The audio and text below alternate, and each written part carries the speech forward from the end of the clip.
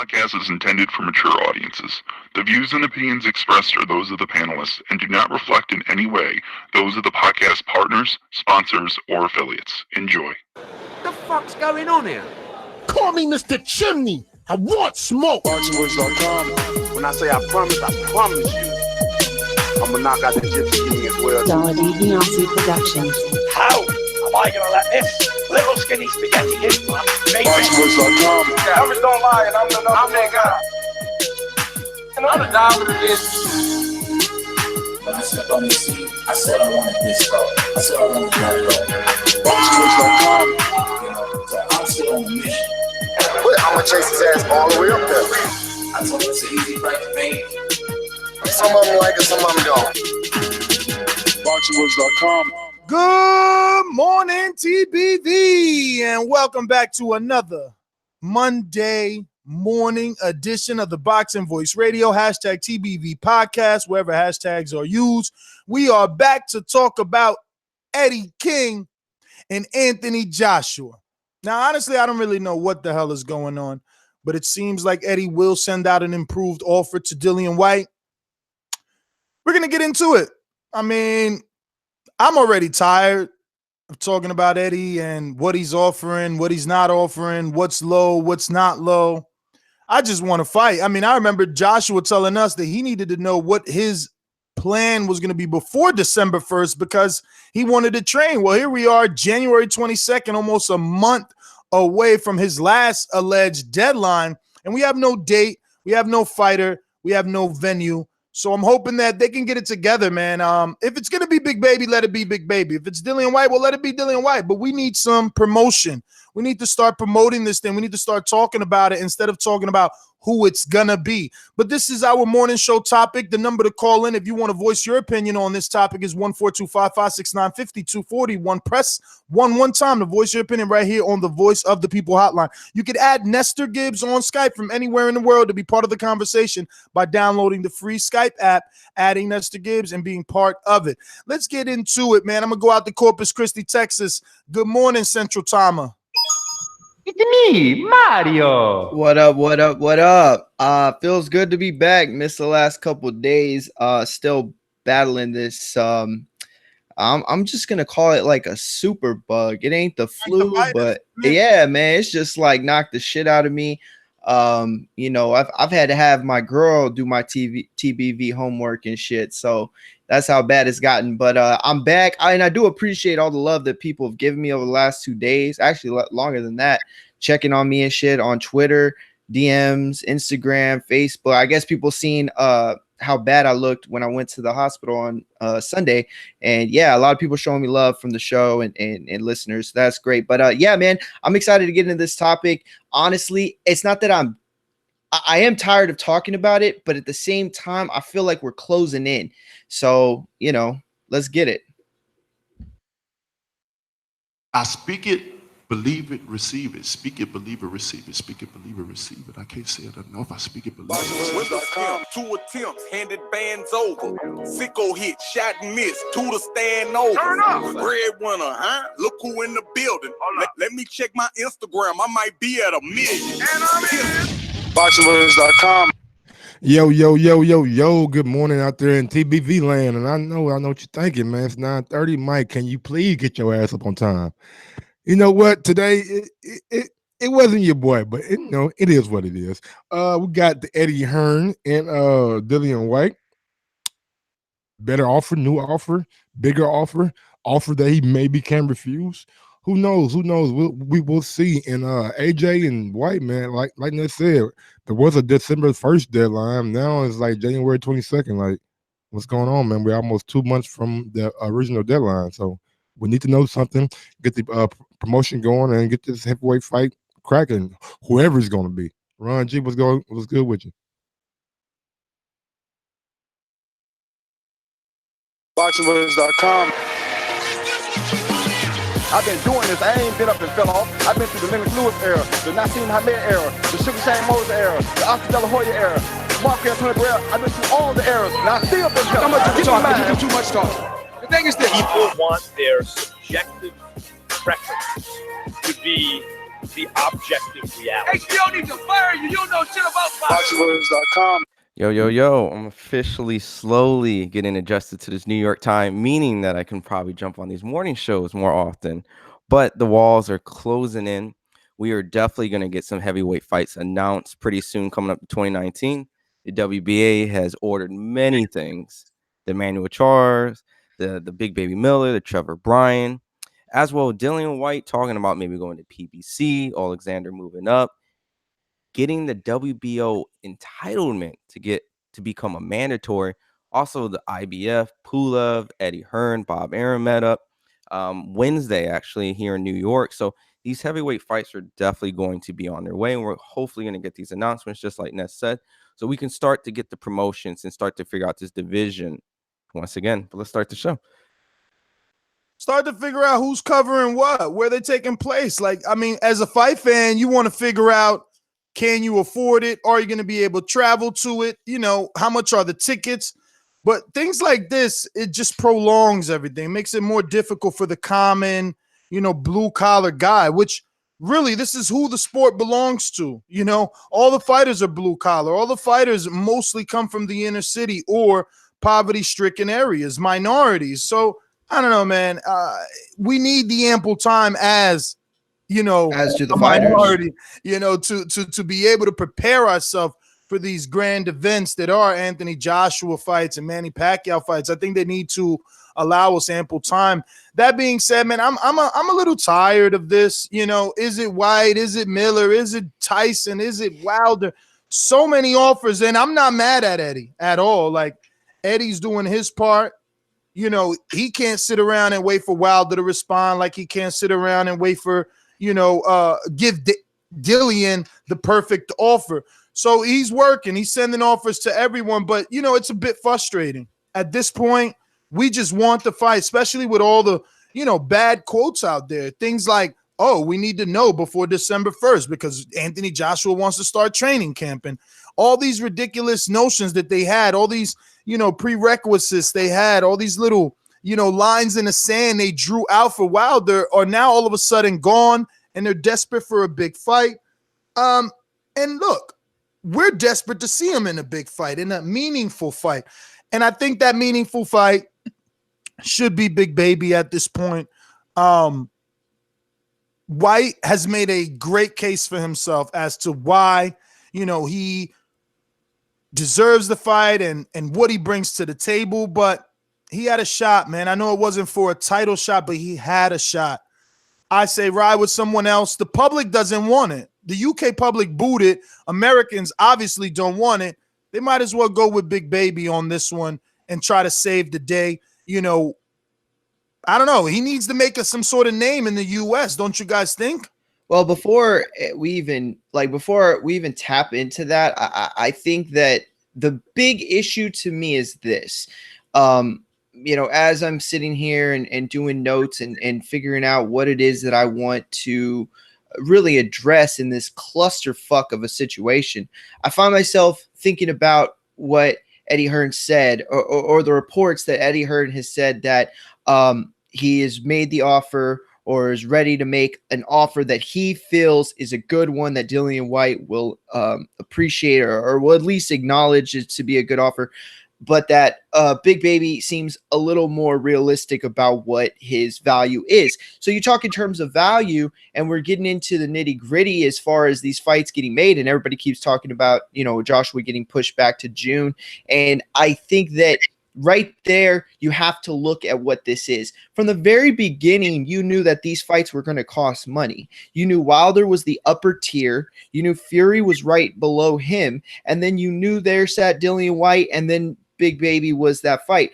So if you're Joshua and you're coming across like this person who's really difficult to work with, and you're going to make all these excuses and you're going to do all these things and you're going to settle for Big Baby, it kind of hurts you and it doesn't. Like, I really wish he would have taken this fight just from the beginning, because we would all be praising him at this point, and rightfully so. At the same time, if it was going to be Dillian Whyte, you shouldn't have sent a bullshit offer. You should have just made whatever offer you thought was going to, entice him, and then made that fight, because then again, we would be praising that fight because Dillian Whyte has earned the shot.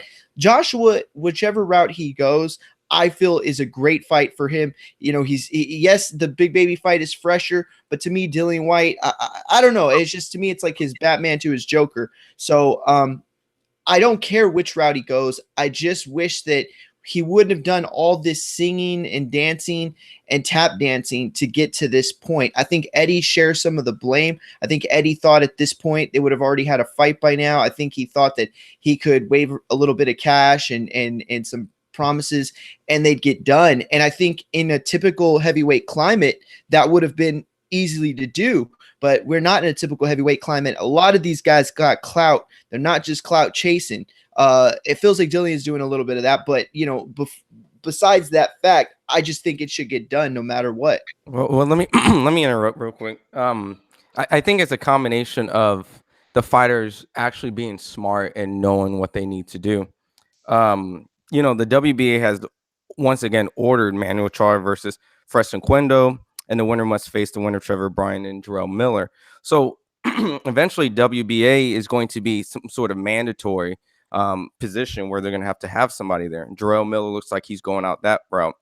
Obviously, Deontay Wilder, Tyson Fury, they have their own mega fights. They know their worth and know what that piece of the puzzle goes to, as well as Dillian Whyte. Dillian Whyte knows what he's worth. He says he's a free agent. He can go between PBC and things like that.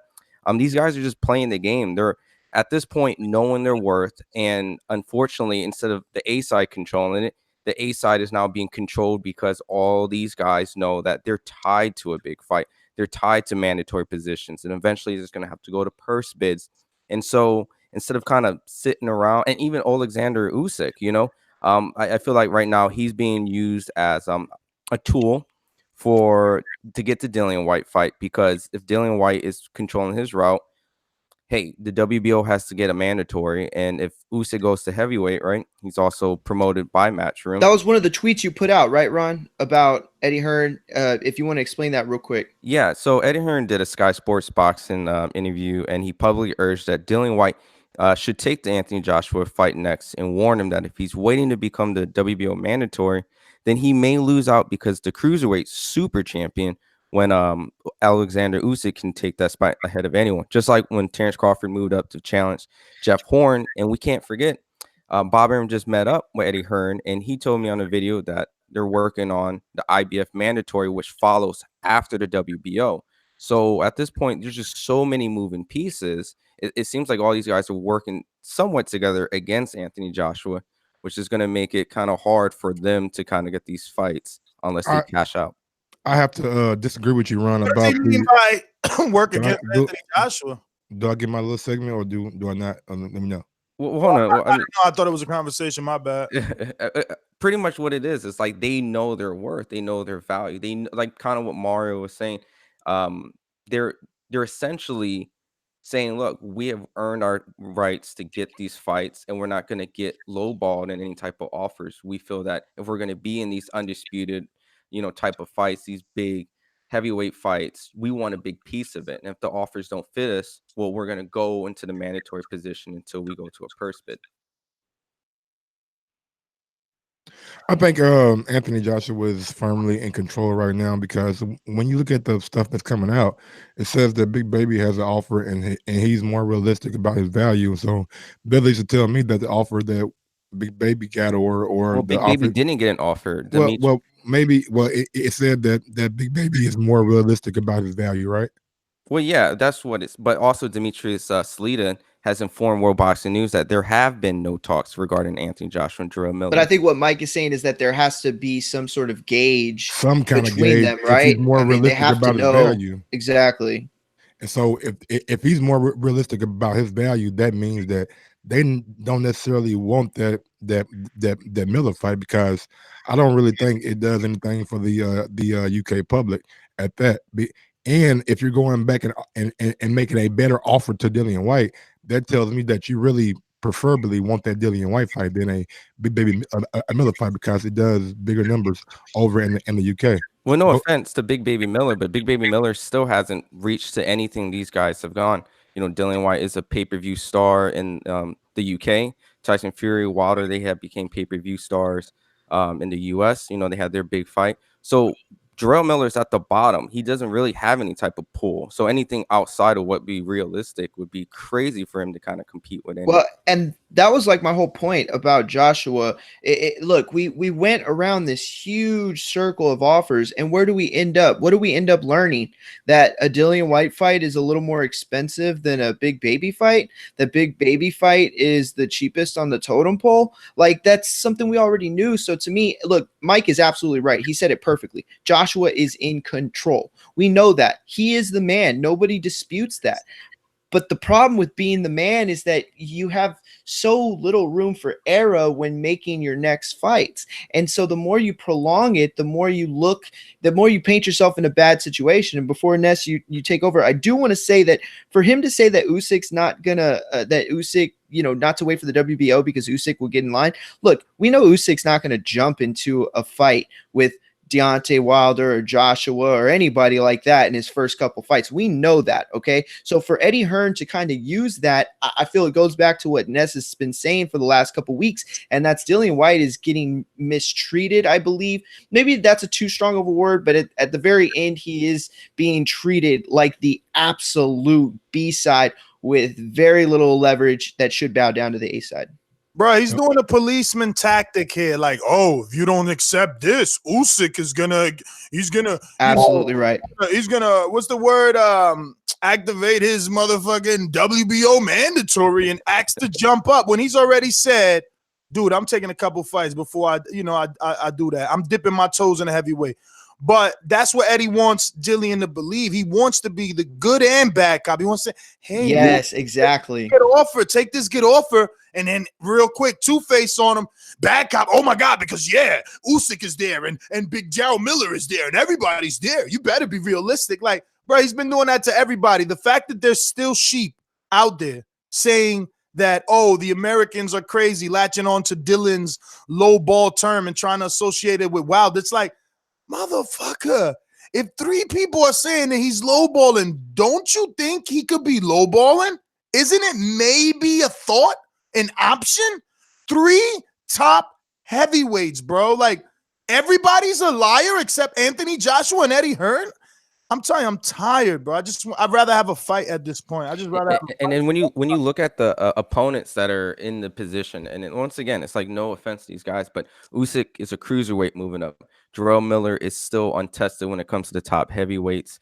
Pulev is a mandatory where we all predicted Anthony Joshua would be, and we were in that position waiting for the Wilder fight to happen. So these 3 guys outside of Dillian Whyte, Fury, and Deontay Wilder, we're not really bought, sold for these fights. We're not excited. I wouldn't fly across or, get excited if they had these super big fights, minus maybe the Jarrell Miller because I'm in New York. But if that was in the UK, I wouldn't make a trip over to see Jarrell Miller and AJ, So these aren't the fights that we want to see. So we're not really, feeling the pressure of like, oh no, we're gonna get Usyk and Anthony Joshua. If Dillian Whyte, you better take it, because no one really is excited for that, until we see Usyk. Speak for yourself, man. Mike, yeah, exactly. That's exactly what I wanted to ask you, I'd rather Mike. see Listen, Dillian Whyte and AJ. Me and you, Mike, have That's what I'm been saying. That's eye to what we eye want. with that fight for a while now. Okay, and the reason why I want to ask you is because I feel like you misunderstood Ron, right? Yeah, like, exactly. No. You agreed with me 100%. Misunderstanding. No. That's I wasn't even. Well, Mike said speak for yourself. I'm like, no, I'm speaking with you, Mike. So you wouldn't go over if you had an opportunity, you wouldn't go over to the UK to see Dillian Whyte and AJ? I would. That's Okay. what I'm saying. I'm saying I wouldn't go over to see Big Baby Miller and AJ over those guys right now. I wouldn't. I mean, you probably want. I mean, the only thing Big Baby has is the fact that he is the U.S. Well, he is a U.S. option for Joshua. Outside of that, I don't really. That's see why. much. That's exactly why. what I Honestly, said. Mike, I think you're the perfect person in this panel to They're not answer this listening, because You're not listening I at think all. that Not I think at that all. no. I hear what you're saying, No. I hear what you're saying, but to me, I think that there's this nagging question that has to be answered, and it might seem stupid, but I think a lot of people will go there. Do you see it, Mike? Because how bad you wanted to see this fight, and because of the buildup that it has been in it, if he were to go the big baby route with everything on the table, and just like Ron discussed, the lacklusterness in it, is that a duck in your eyes? No duck. No duck. No duck. No. Yeah, I agree. And Ron, sorry about that, man. I just had a understanding of what you said. We're all on the same boat. If we just want to see, not Mike. Maybe not Mike. He was determined to see that Dillian Whyte and AJ. Boat. When Mike's ain't talking, he doing other things, so he not paying attention to his co-host. He did yesterday. He just assumed shit you about to say. Well, I think Ron said it perfectly from like what we're feeling type of standpoint. Sorry, Nessa. What did you say? And that lines up with what I'm talking about financially. You know what I mean? Because you look at a big baby fight financially, but at the same time, I'm not going to lie. Look, I looked at that fight so much different. And then in the last few weeks, Ness has painted a picture, or Mike even is painting a picture. Some of the callers have painted a picture about what that big baby fight represents to Joshua. And it's made me more intrigued by it. It has. At the same time, I think to spend so much time and to get to this point, it just seems like I don't know. It was all moot. Like the point was moot. Like what did we gain from this other than, you know, a fight that could have been announced in December being announced in late January, early February? Bruh, it's public perception. The reason is being dragged out is so that Eddie could say, well, this is not what Anthony wanted. He tried desperately to get Fury. He tried desperately to get Wilder. Yep. Dillian Whyte was acting, beside himself. So we had to go with the cruiserweight and Usyk. We had to go with the novice and Big Baby. We had to face our mandatory old man Pulev. Like, bro, they know what they doing, man. I mean, I don't really have any much to put on it. I don't need to put a spin on Don Eddie. We all know who Don Eddie is. Yeah, it's a smart play. It is, it's a way of kind of giving us like that sense of relief, without painting that picture in our head. But I think that Ron, what did you had tweeted earlier about them ordering Whyte Brazil at that point based on them ordering Fury Wilder. The WBC is what I mean. Yeah, so the WBC is pretty much working out their mandatory position now after they ordered the Fury and Wilder fight. So pretty much it's more likely, it makes sense for a Dillian Whyte Dominic Brazil. I don't see anything else in contentions with a mandatory spot. So look, I'm just going to say it right here. We all want to see Anthony Joshua fight Wilder or Fury. That's what it became. Now we accepted the fact that Dillian Whyte would probably be the most logical fight, and we were like, okay, we're gonna stomach that, even though we prefer these other two. The fact that we may not even get that is like, well, what the fuck are we gonna get? Like we have expected the second fight out of the understanding that Fury and Wilder is the most sensible fight financially and maybe for perception, who is the best guy between those two guys. So we have we need to know who's better between those two clearly in a rematch outside of the debate. And we're not going to get maybe the Dillian Whyte fight. Yo, what are we going to get with Anthony Joshua? Pulev, Big Baby Miller, in the U.S. That would be the most sensible thing. If we don't get that, Usyk, no offense, but Usyk is totally unproven heavyweight, and we're not going to pick Usyk against Anthony Joshua. So what are we going to see? Junk. I think that at this point, Whyte could get Brazil, and it looked like a tremendously valiant effort on his part where he had this like mastermind plan, which don't get me wrong, it wasn't his plan from the beginning. It kind of just fell into his lap where Ortiz kind of bows out early. So then you can't make that argument. Joshua, it ends up fighting Big Baby, right? And you can't blame him. But at the same time, from Whyte's side, he's like, oh, you're a duck, right? And so then you got Wilder and Tyson Fury,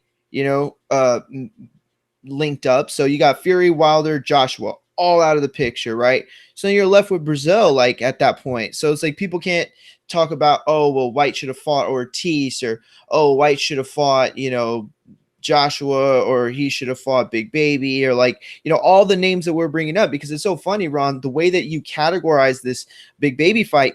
I was kind of talking that kind of talk 3 weeks ago, when we were having a White show every single day, and we were talking about every single thing that happened, and I was categorizing it like that, and people were absolutely furious, saying that Big Baby was a much bigger fight and it was a much better fight. And from my standpoint, I thought it was as competitive, maybe less, maybe more, give or take. Like it could be less or more competitive than the White fight. It really is hard to decipher, but like from a marketing standpoint or from a value standpoint, like all I see it is like something different, which is always good. But with White, there is some precedent there. There is some backbone to that story. There is some backstory to it, by itself. So I don't know. It's weird.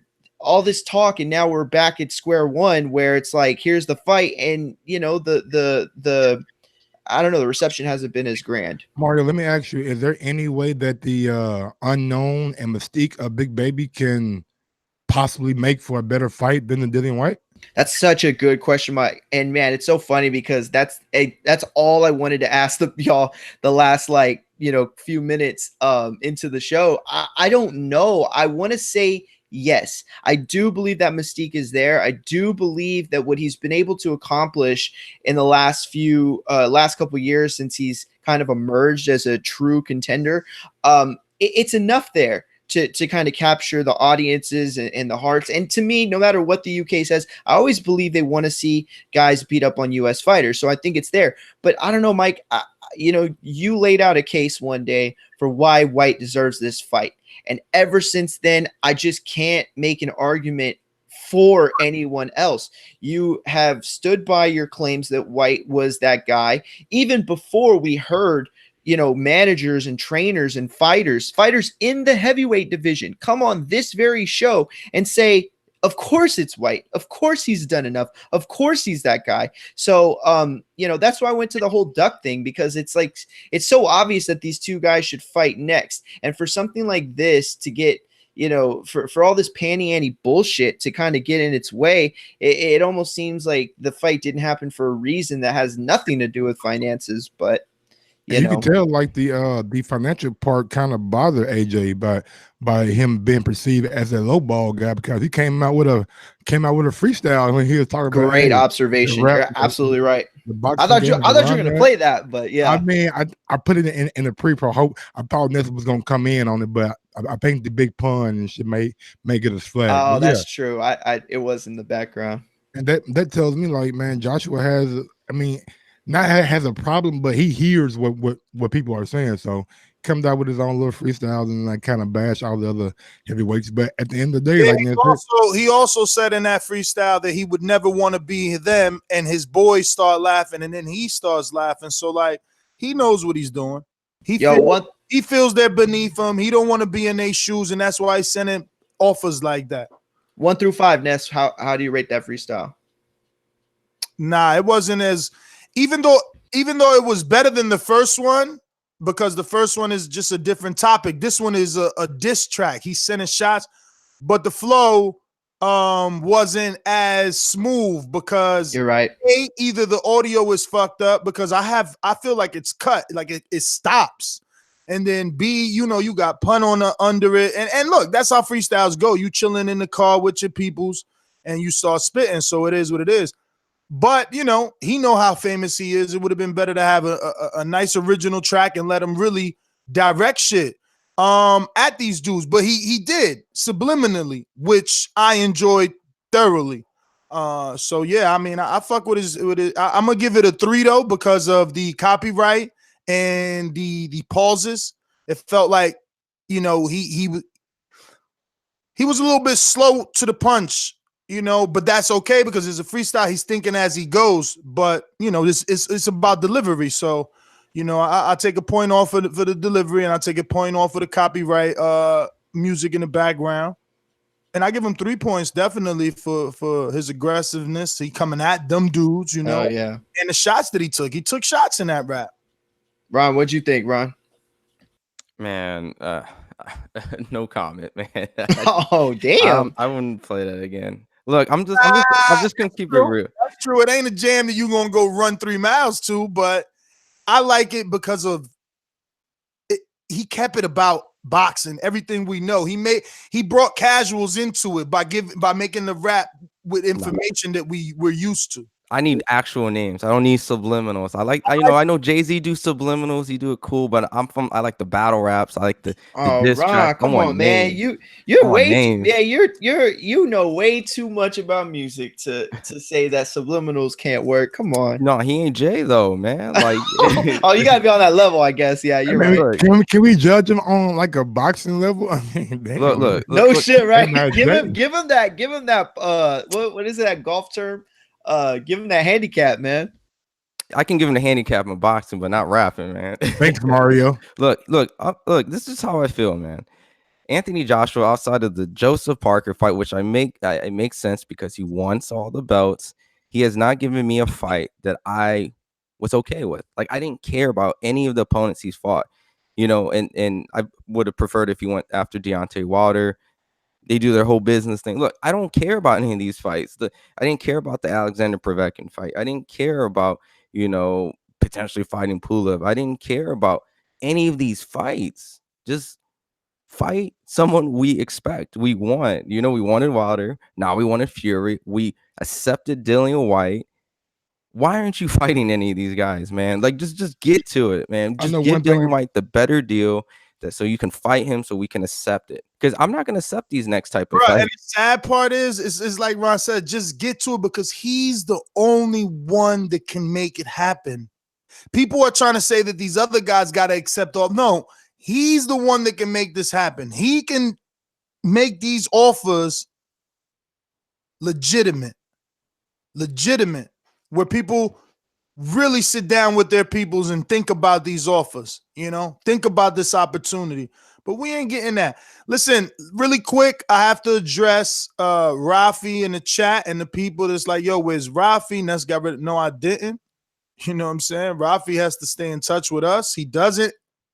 And on the contrary, I reached out to Rafi yesterday and asked him, like, what's good? And he's dealing with a webcam and some other shit. So, you know.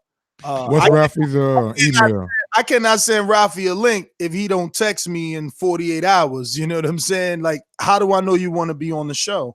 You're supposed to communicate. You want me to send it to him? Send it to him. What's his email? Oh, you don't have it? So then I'll send it to him when we go to callers or something. Okay. Yeah. Well, but one thing that I do want to break up, man. Let me make this clear. Let that be the last time that you do your bullshit. All right. And if you want to be on the show, you make sure you communicate. This is the biggest show in the world. I don't kiss no one's ass, and I'm not looking for you to come on the chat saying I'm lying. Bruh, don't make me get you the fuck up out of here. Seriously. Don't do it, homie. Calm down, baby. I feel you. I feel you. One thing I don't do, and I don't lie. I'm not. I feel you. I know you're not a liar in this. I know you hate that shit. My name. Don't lie. I know you hate that shit. My bad. But one thing that I do want to bring up, the AJ is no liar either. He's very consistent with the offers he sent over. Hey, you get a low ball. You get a low ball. You get a low ball. So what I'm trying to say, that's a good one. What I'm trying to say is, he. The way he goes about his business is no different from the top A sides and the sport. Yes. And sometimes people have to make concessions when you don't really bring enough to the table. That's all I'm saying. Go ahead, Ron. Here's the big thing. Like, I've seen chats, you know, these things people time like, oh, he's a mandatory. Have you heard of step aside money? Have you heard pay them? You know, have you ever heard of making deals before these random WBA mandatories come out of nowhere? You know, have you heard of all these things? Because it can't happen. Like, I'm tired of all these excuses. It's so silly. Look, Anthony Joshua could totally present offers. Eddie Hearn's even said on interviews, it wasn't a good offer. I'll send him another offer. Why is it so easy for you to send another offer right away after he said, no, I don't want it? All right, we'll send Because you a better one. he told AJ before that offer, in Dillian Whyte's word, he told AJ before that offer even went out, Dillian Whyte's not going to accept that, man. That's shit. Yeah, let's just keep it real. And here's the thing. I don't dislike Eddie Hearn. Eddie Hearn's a great promoter. You know what he's doing? You guys got to understand. He is playing the body shield. He's doing what promoters are supposed to do. He's going out there, hey, I'm the bad guy. Anthony Joshua's the good guy. He wants these fights, and I don't want these fights. Shame on me. I'm the evil guy. But Anthony Joshua is an angel, and I'm making it hard for everybody. My negotiation skills aren't that great. Anthony Joshua, really, just keep it real, okay? Like, Eddie Hearn's a great promoter. You think that's the narrative, really? That's all promoters. Why would you let your fighter take all the heat? Like a promoter's like, I will protect my fighter. I will negotiate with my fighter. I will make sure the deals are good for. That's his job. That's his client. All right. It's like a lawyer. You know. Speak of keeping it real, it's a lot of motherfuckers on YouTube that keeping it fake real now. We got 468 watching and only 88 thumbs up. How is that even possible, man? How is that possible? You guys come in, you guys shoplift, you guys don't support. You guys, only thing you gotta do is smash the thumbs up button. That's it. It don't cost you nothing. Smash it, share it, like the show. That's all. And if you want to go one step farther, go up over to ThaBoxingvoice.com/affiliate sponsors, bookmark, save that Amazon link. Use that link to do all your Amazon shopping. It costs you absolutely nothing, but we do get a little kickback every time you use that link. Back to the show. Don't forget to check out yesterday's episode of Untitled, only on patreon.com/ThaBoxingVoice, where we talked about Manny Pacquiao's detached retina and previewed a bit of The Punisher Season 2. And me and Mike kind of went at it a little bit. He was still being very emotional last night. I don't know why. He must have About what? Let me know again. I don't know. I forgot. He was emotional. Hey, no free we argue here. so much. I be forgetting like what we argue about. See, look, I'm his girl now. He talking about we argue. Yo, listen though, real quick. Me, huh? Has anybody ever read that book? And damn, I had it in my fucking head and I forgot it now. It's that like The Secret. Right. Listen, I don't really ever fuck with books like that. I'm a avid reader, but I rarely read stuff like that. Not that I think there's anything wrong with it. It's just, I'm more of a fiction guy, but they have like this thing where like you think about something, you put it out into the universe. You know what I'm saying? Right. Mike feels me. Yeah. Like let's say you want a Corvette, right? Like you want a Corvette. So every day, like when you go check the mail, you guarantee, like, that lease is coming in the mail, right? Them stickers are coming in the mail. When you go and you're driving your fucking, hoopty, you're pretending that you're switching gears in that Corvette, right? Like you put it out into the universe and you receive it, right? That's kind of what the book's about. Okay, so that's what I feel like White's doing. You gotta put in work now. You gotta put in the work for sure. And that's what I feel like White is on that tip right now, where it's like, he's putting that into the universe. Like he's not going to allow himself to be put into that position. He's put in the work. Has the resume. He's done enough. So it's like, no, I'm not going to accept what you're giving me. I am this fighter. I am not your average B guy. I think Joshua's kind of doing the same thing. Whether he's gotten to that Mayweather status or not, he is going to continuously treat these fighters like they are below him. And he is going to put that out until eventually the boxing world is consumed by it, or he is. Yes, 2 points I want to make. First one, I don't know if it was brought up. Rafi in the pre-pros definitely made a good point. Where'd it go? He said, Ron, you missed. All right, so basically what he wants you to say is like, Eddie already came out and either A, lied to us, or B, told us the truth. It depends what you want to believe. Do you want to believe that AJ is the one sending lowball offers to the last 3 big heavyweights? Well, Eddie gave us proof by saying, I told AJ that the offer he was sending Dillian was a lowball. He told me to send it anyway. So that's just a very good point that, Javier made. Like, Eddie came out on a video and said that, like, yo, I told AJ that offer to White was low. He still wanted me to send it. And he said he wanted me to send it based off, like, I believe paraphrasing, he said something like, because the people don't really want that fight. So he gave him a low ball offer, which It's kind of hard not to like this motherfucker AJ. I swear, it's kind of hard not to like him, bro. Because I don't. He don't give a fuck. You know what I'm saying? He don't care. It's so difficult because you have to compare these people to everyone else, to those that came before them, right? So when you try to compare AJ to Mayweather, he's just not Mayweather in nothing. Attitude, personality, financial figures, nothing but just the image of them in boxing, like what they represent in boxing. That's where their similarities come in. But bro, I just don't remember outside of Pacquiao and Mayweather negotiations. Correct me if I'm wrong.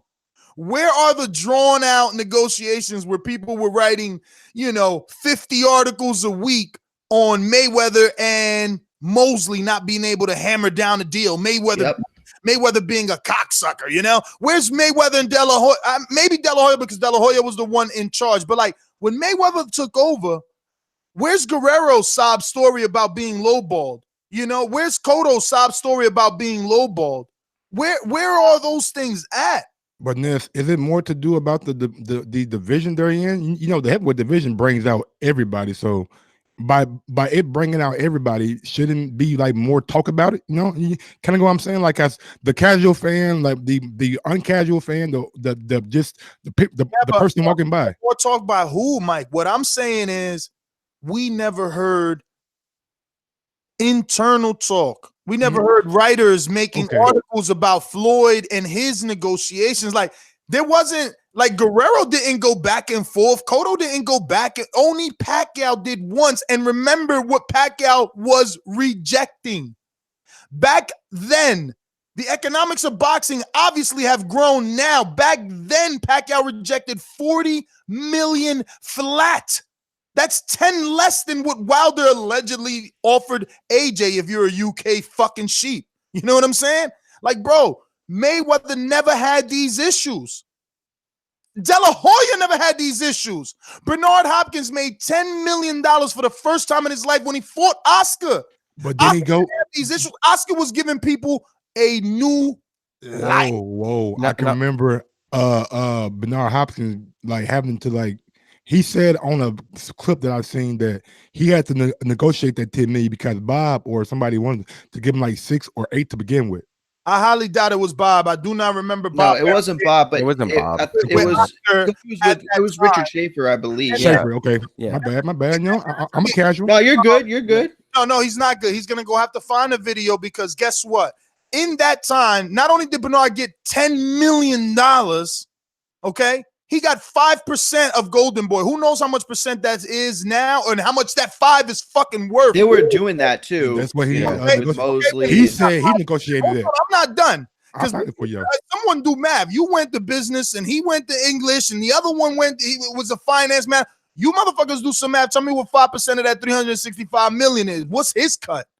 What the fuck? Damn, you good, bro. 36 or 36, 18. What 18 million's half. I mean, 18 million, 5%, because 10% is 36 million. I'm not saying he get 5% of yeah, of course. We just, but we all know he get a cut. Well, it was his most lucrative fight to date because he's still on the back scenes of that. He's still got a job. It's still paying off to this day. And not only that, if you talk to Bernard, he says, bro, I don't use no stylist. He don't pay for none of that outside shit that Floyd pay for. You know what I'm saying? He said, I buy GQ and I dress myself. He's very conservative with his money. Very. But that's part of my whole thing about AJ's putting that into the air. Like, I am that guy. I am the new Floyd. Canelo who? Like, I'm that dude. You know what I mean? And so I love AJ. I'm a fan of his. But Canelo didn't have those issues. Only with you're right. You're absolutely right. And listen, everybody has that common denominator. We all had issues with one guy. Me and Mayweather and Pacquiao, one fight, one issue. Anthony Joshua and Wilder, one fight, one issue. Pacquiao, pick one fight, one issue. But no one has had multiple issues, bro. No one's had multiple issues. And here's the thing you got to look into, and I do need Javi to clip that. I didn't hear that Eddie Hearn thing. I do need, but the thing is, how low are we talking about the offers? Eddie Hearn's talked about Tyson Fury's and Wilder's deals publicly, right? Unless I missed it, I didn't hear Whyte's offers publicly. And seeing the fact that, hey, if he doesn't like the offer, he can go somewhere else and fight a purse bid eventually for mandatory. So if we do see an Usyk and Anthony Joshua fight, that is purely because they just don't want to pay that man anything, because I don't even think the mandatory purse is even that much compared to what we can imagine what his offer is. If his offer was 35, 40 publicly, okay, maybe that's not a bad offer. But if he's saying this is a bad offer and they already had to send another one, we don't know what it is. In addition to the fact that if he goes to another promoter, they're going to push for a purse bid. They're going to push for money. They're going to try to pull that money out. And he knows that. So if we don't see a Dillian Whyte and Anthony Joshua fight and we see another fight, or they force the WBO, we already know the Super WBO is definitely in-house matchroom money. It's definitely not trying to spend that money on Dillian Whyte. And this is stupid, man. Like, just give us a fight we can deal with. When's the last time we've seen Anthony Joshua and a threat? Like, he was like, oh, man, something could really happen. Like, we felt that pressure. Like, man, we didn't. Like, well, I think that's part of his greatness too, though. I mean, with Parker and some of these guys, and that's a different debate, Ron.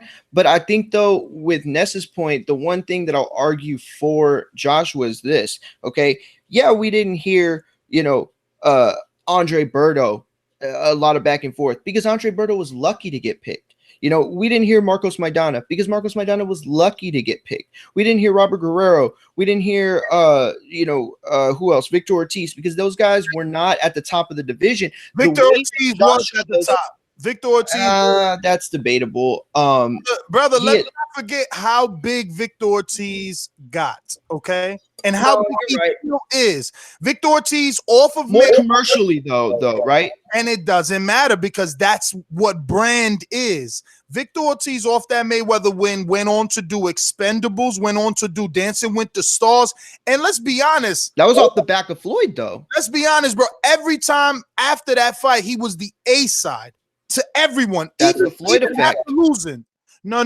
It's more than a Floyd effect. He brought his own cachet. Like, he used Floyd, the springboard, the Canelo. Right. Robert Guerrero didn't have that. He used the springboard because remember that Victor Ortiz was the A side to Josecito Lopez, who then got a fucking Canelo fight. Vic was supposed to get the Canelo fight. You're right. But here's my point, though, is that with Joshua, even right now, Victor's a star. Just a couple of years ago, they brought Victor back. That's fine. He was on Dancing with the Stars. He definitely was supposed to be like a Canelo.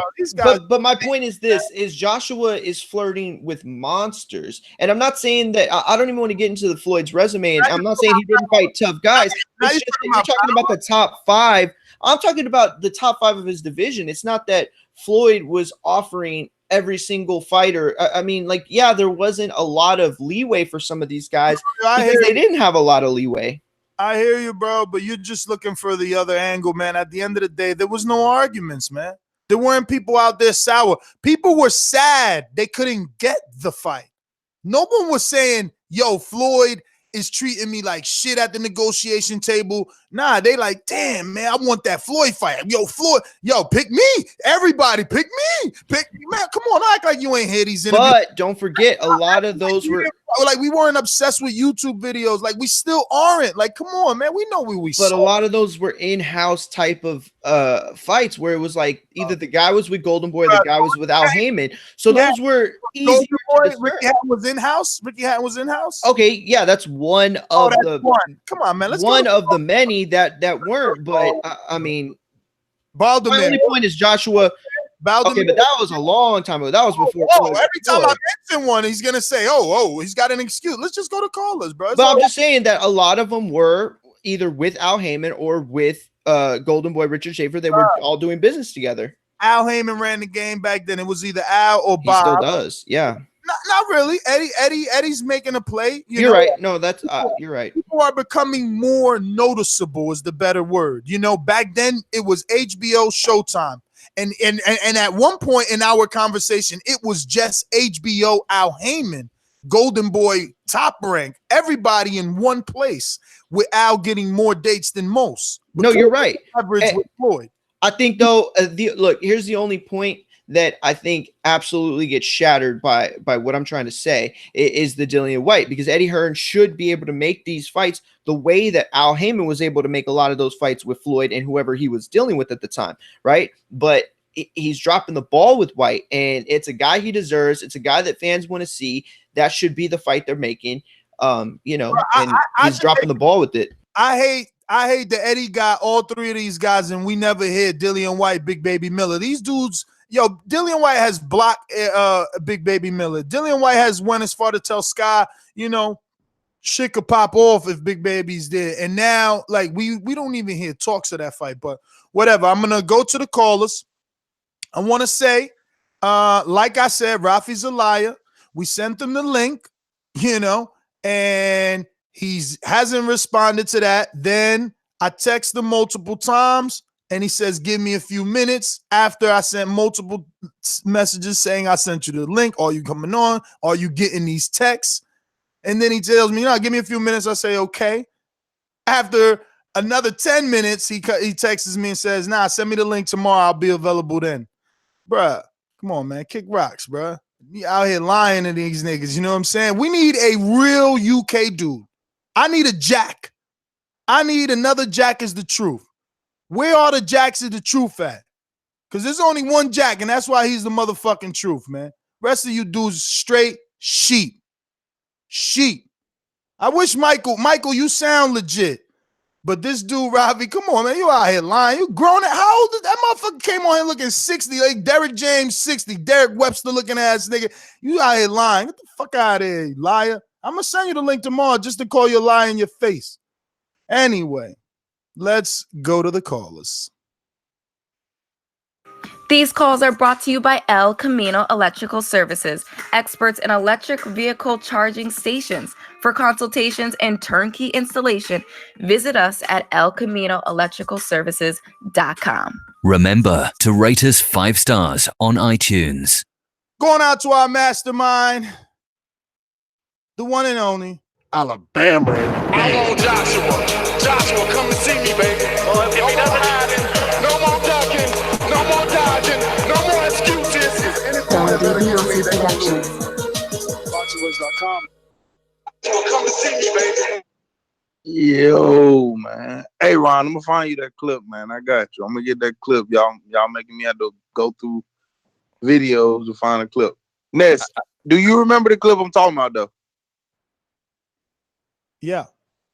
All right, thank you. We talked about it on the show before. I don't know if we played it, but we talked about those words before. Exactly. I was gonna say I know we talked about it on the show. I just need to hear it because I can't co-sign. I'll be essentially just talking shit. So I need to hear it. That was like last week, right? Yeah, we got the first offer when I think it was Tuesday, if I'm not mistaken. When Eddie was like, I told Joshua that wasn't a good offer, and Joshua still wanted me to send it to him. I remember it was late last week, Javi. I was probably moving. Just send it to me and co-sign. The only morning show I missed last week was Thursday, so it was either Wednesday or Tuesday. But I remember though. All right, bet. So I'm just saying, damn, Ryan, you talking about he doing the good guy, bad guy, motherfucker? He threw him right under the bus, quick. And that I'm telling you, he threw him under the bus. He said, "Hey man, I ain't had nothing to do with that offer. That was all AJ. I ain't got nothing to do with me. Keep me out of it." I'm just letting you know, man. Eddie is snake. I've been telling y'all, Eddie is snake. People acting confused. I think Big Baby will fight that. Everybody keeps saying Big Baby ain't proven and stuff, but I mean, hey, it's a fight that he can become proven. If he beat Joshua, he on the top of the world. He at the top. All of a sudden, he in the top 3 off just beating AJ. So I mean, bro, why are you coming on here repeating shit AJ been saying? That's what the fuck AJ saying when he say you beat me, you got the keys. But I'm saying, if you let me finish, I'm saying y'all always with this let me finish shit. Get the fuck out of here, man. Nigga, you cut me off. You mad? Miller, you ain't know Miller, what you were I saying. think Miller is an actual threat to Joshua. I think Miller could beat Joshua. Joshua been laying back fighting short bums. I mean, like, Povetkin ain't it, bro. I'm being honest. Povetkin, he ain't got it no more. Price was putting hands on him before he got knocked out. I mean, come on now. I'm just being cut it.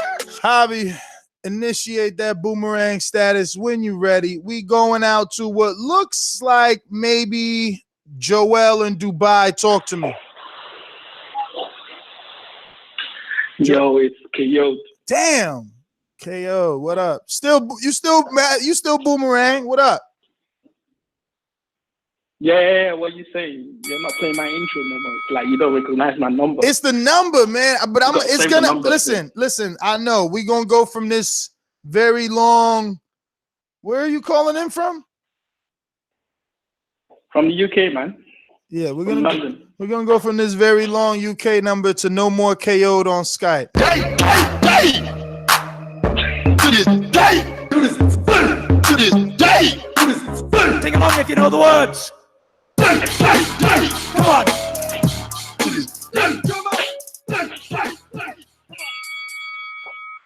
That is the best intro.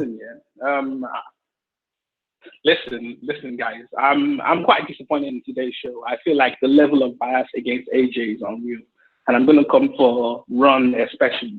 Yeah, come for me, man. I want some smoke. I'm tired of this AJ shit, man. Last two fights.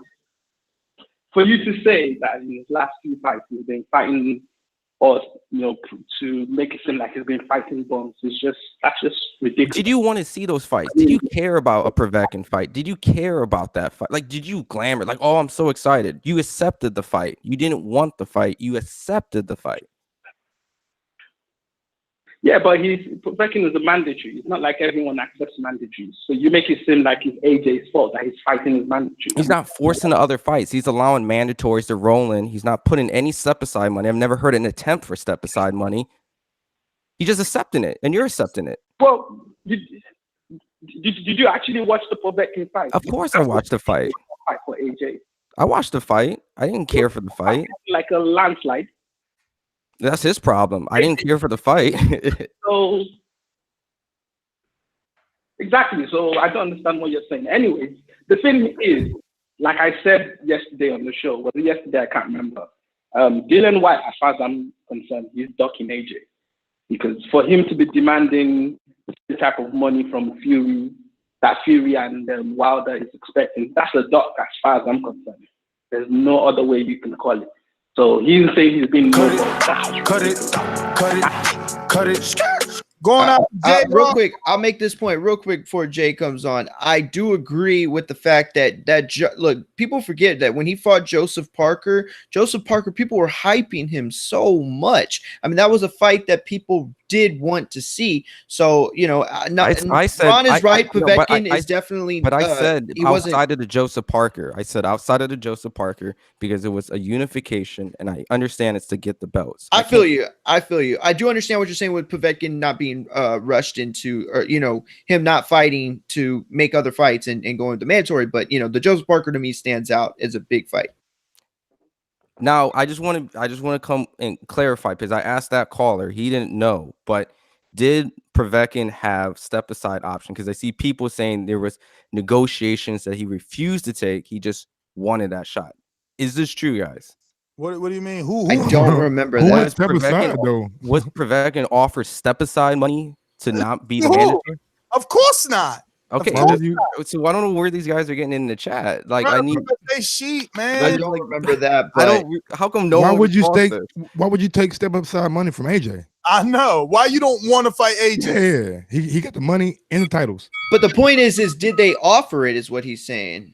That's what I want to know. Because that's what Ron's saying. I asked him. The caller didn't know. The way he was coming at me made no sense. He admitted he accepted it was a fight that he didn't want, and he accepted. Okay, well, these mandatories and all. He accepted all that. I need someone to come give me actual articles and facts to show. If not, then there is. There's no step aside money until someone shows me, and they show it. I'll give you props. But I want to see effort. Money. Eddie came out to the WBA gave us 48 hours to make a deal. Like, come on, bro. Let's just go to callers, bro. You can't listen to people in the chat, man. If the callers ain't saying it, let's ignore it because honestly, I mean, obviously we could talk about the chat if y'all want. I mean, not really. I mean, we got 500 watching and only 154 thumbs up. So if they ain't Patreon, why we even know what I'm saying? Even Well, we have plenty of patrons to get to. We got a mastermind to go to in Washington, D.C. Dollar DiBiase Productions.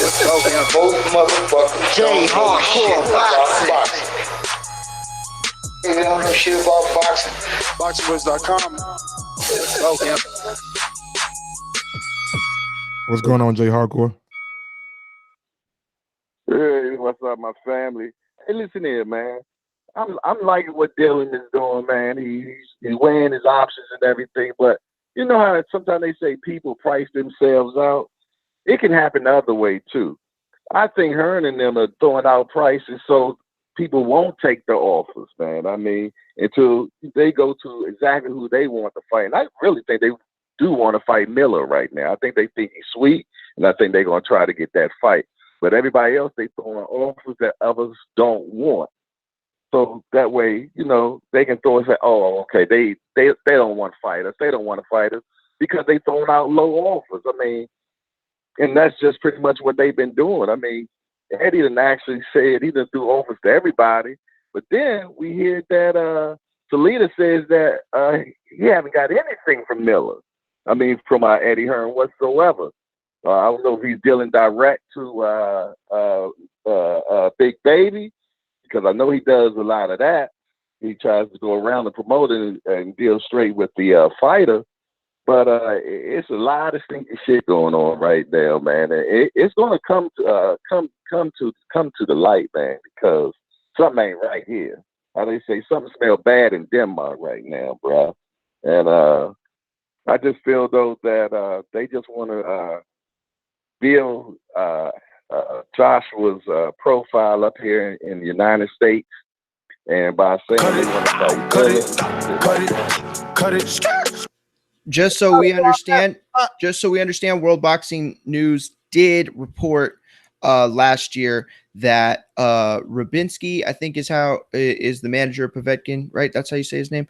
Him and Eddie Hearn were in a negotiation for step aside money, but Povetkin's side was basically strong arming him, saying that there was almost no way they would take it. So World Boxing News did report that.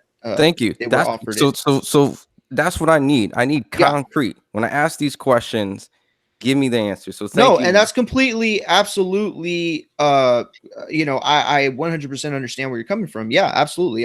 You should, we all should. Because if I don't hear an attempt, that's an attempt saying we don't want that fight. So I can stomach the Povetkin fight now to a degree, but you can't stomach it because that's false. I don't give a fuck what he found. We also seen pictures with Eddie Hearn with articles of him and Povetkin's team in Russia negotiating way before they started negotiating with Wilder. And then at the last minute, 48 hours, we got to take the Povetkin fight. Bro, that shit was always there. Just like the Dillian fight White was always there. These people have proven to you over and over that there's always a plan A, B, and C. If you we don't know what. We don't know what. We don't know. We don't know at what point that A and B, C took place, though, Ness. They're sitting down at the table to discuss what? Did Eddie just not say he sent 3 offers out? Didn't he say he sent one to Wilder, Dillian, and Fury? Fury, yeah. So this is something he just started. Come on, bro. Let's just get to call it. No, I'm talking about at the time. Exactly. And I'm telling you, if he's doing it now, you don't think he did it then? The evidence was there then. He just ain't say it. Now he's telling you what he's doing, but you can choose to believe it or not. It's fine. We got called. Yeah, I don't think it disproves it. Okay. We're going to Joseph Mastermind. Talk to me. Hello, what's good, guys? Can you hear me? Yeah. Nah, you on speakerphone. My bad, man. I'm just working. I'm sorry. No, man. I feel like the other heavyweights are finally getting smart, and they're saying, look, we're not going to put up with this. We can do big numbers, make big money on our own. If y'all want to play like that, then be stuck by yourself. Be stuck fighting the low-level competition. And it looks like a bad sign for AJ and Eddie Hearn, man. They're gonna have to really start realizing that they're not as big as they might have thought they were. And there's a bigger world outside of the UK, and they gotta start understanding that. But that's my call, man. Joseph, man, thanks for calling in. We're going out to NO in the Nolia. Ladies and gentlemen, I I'd like to introduce to you a young fella, and he comes from the Magnolia.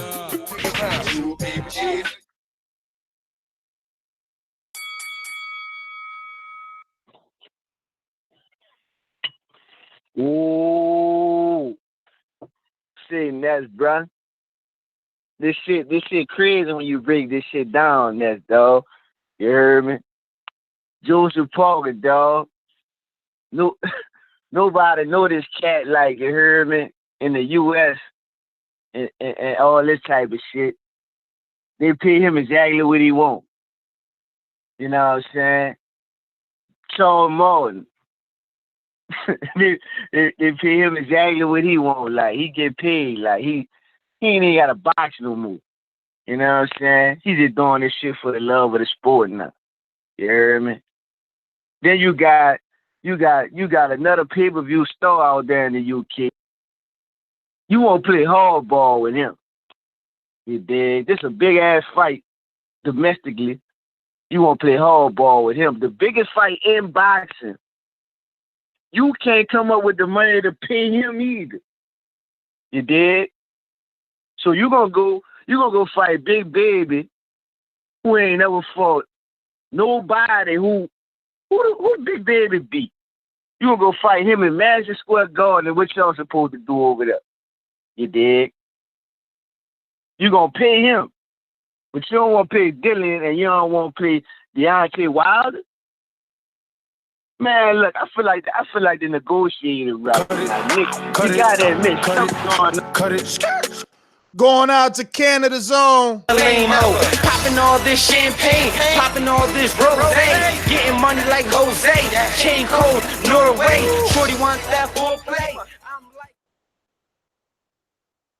Good morning, guys. You know what? I think what you said, Ness, was right on there, man. Like, no one did complain about Mayweather, man. People took the offer, and then they went and they catapulted off his name, and they went to bigger and better things, man. Look at Dillian Whyte. We wouldn't be talking about Dillian Whyte had he not fought AJ.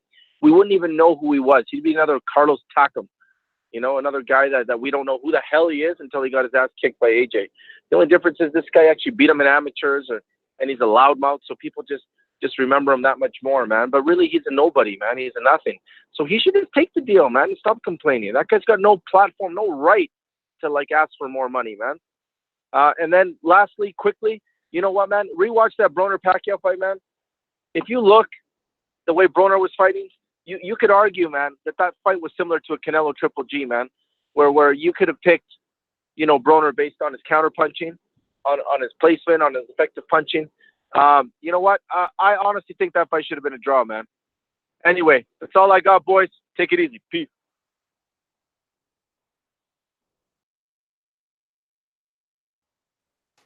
All right, let me see if this is Joel. Joel, that you? No, it's not Joel. Who's this? First time caller? Kingsley from Germany. Kingsley, what's up? No, I'm fine. How are you guys doing? We're having a good old time. We good. Yeah, I have something to say. We're supposed to be more smarter than this. Eddie Hearn is a smart promoter, friend. Before, fans are not accepting the Dillian Whyte fight against AJ. Or now they have to come up with a strategy for fans to accept the fight. So they have to push for Dillian Whyte to keep saying Joshua is low balling him. Do you think would Dillian Whyte make like £4 million fighting Chisora, and Joshua will offer him $2 million to fight him? It's not possible. This is just a strategy for the fans to accept the fight. Now this fight is getting bigger and bigger every day.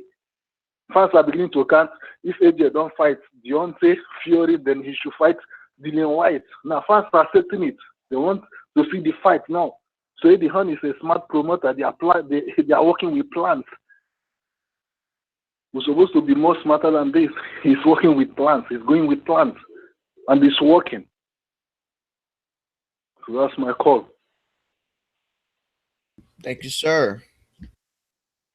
Kingsley, thanks for calling in. We going to Vista Links on Skype.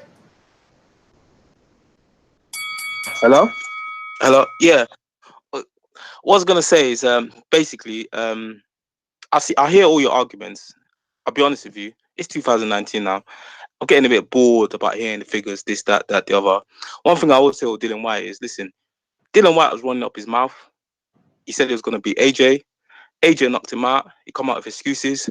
Now AJ's giving him another offer. He's now saying they're lowballing him. I understand he's done pay-per-view, but at the end of the day, if you want to be champ, just take it. Because at the end of the day, Wilder didn't even want to entertain fighting him. So he's got opportunity to get belt. Be the man. If you want, just fight it. Just take it. That's it. But he doesn't want to do it. That's it. So it's up to him. And in regards to Ron, obviously going on about the Povetkin, they try to negotiate and make something, but at the end of the day, Povetkin has got a lot of people sponsoring him. As you can see, he tried to drag Wilder to Russia, but that didn't happen because he's got money behind him. But all what they were saying is, listen, if you don't fight Wilder, you fight us. And the negotiations between Wilder and AJ didn't happen. As you can tell, it was protracted. So it was going to take a while. It wasn't straightforward. Hence why he fought Povetkin. It's mandatory. It's simple as. I think sometimes you're just looking into things too much and elaborating on things that are not really necessary. It's 2019 now. We're going to see a big fight this year. I think people just need to be optimistic. That's it. Going on about what happened in the past, this, that, the other, I think it's unfair on all fighters because every one of them hasn't got a perfect record. Do you know what I mean? This year, we're going to see Tyson Fury Part 2, and at some point, we're going to see AJ versus Fury or versus Wilder. That's for sure. Do you understand? And I think people just need to focus on that energy and stop being emotional and going on about certain things because I don't think it's necessary, but it's up to you. Like, I know you. Cut it. Solomon on Skype.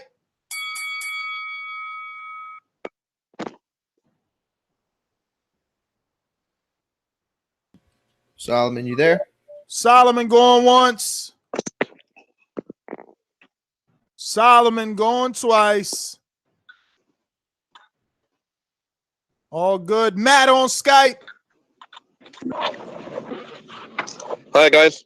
What's up? Got a question for you guys.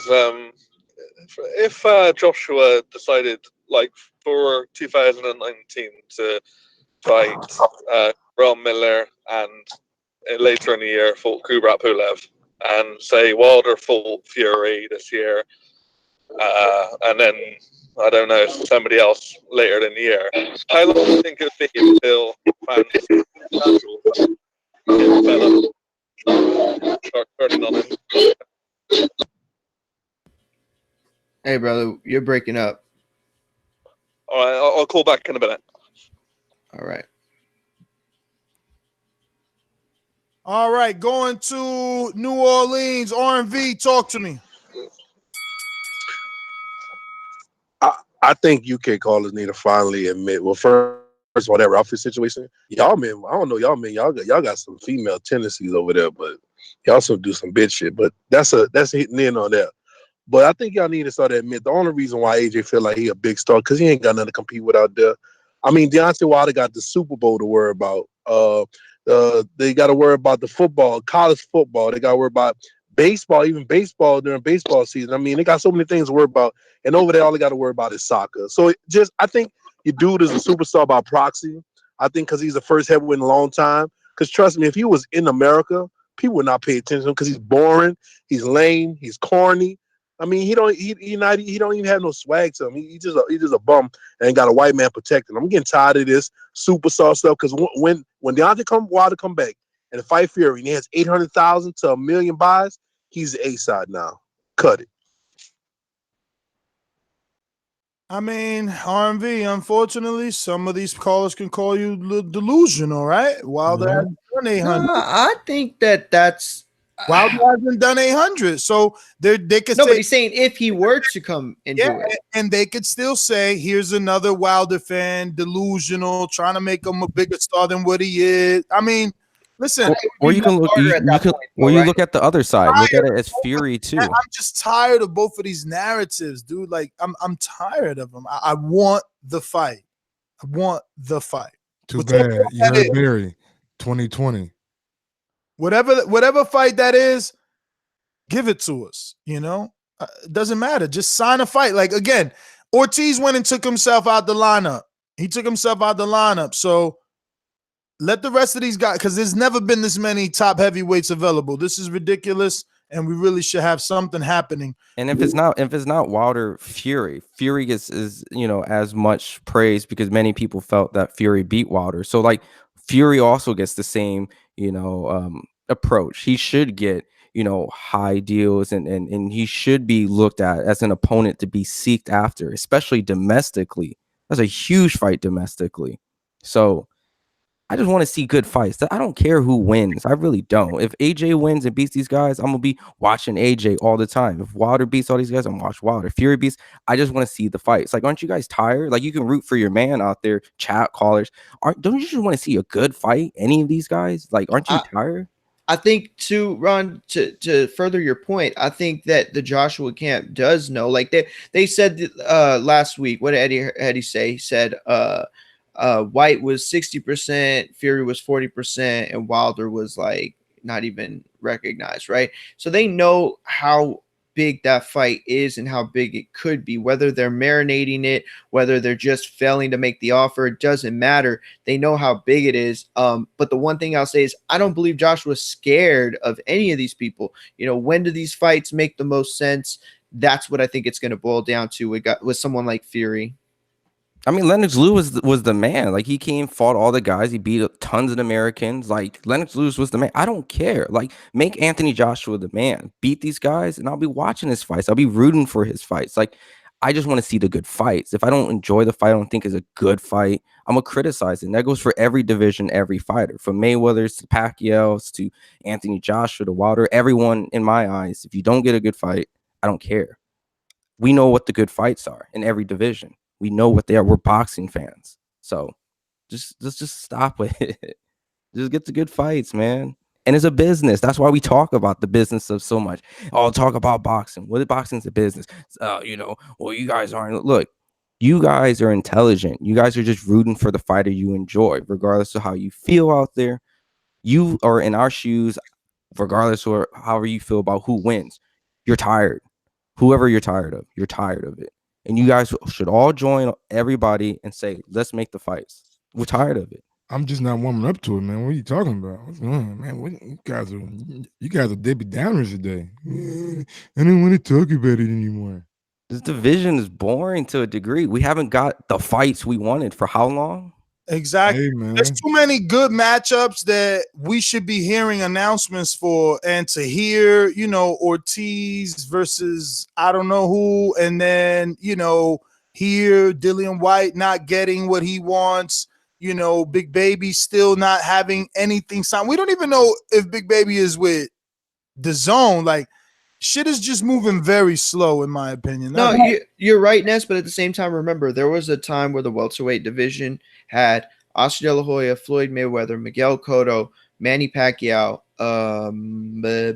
Timothy Bradley, Devin Alexander, Felix Trinidad, Amir Ike Cortez, right? Like all these guys. Well, I'm even talking about like towards the end of that, and a lot of those guys didn't fight. They really didn't. Let's play fair. Pick a certain amount of years. You're just saying all these names that have fought each other.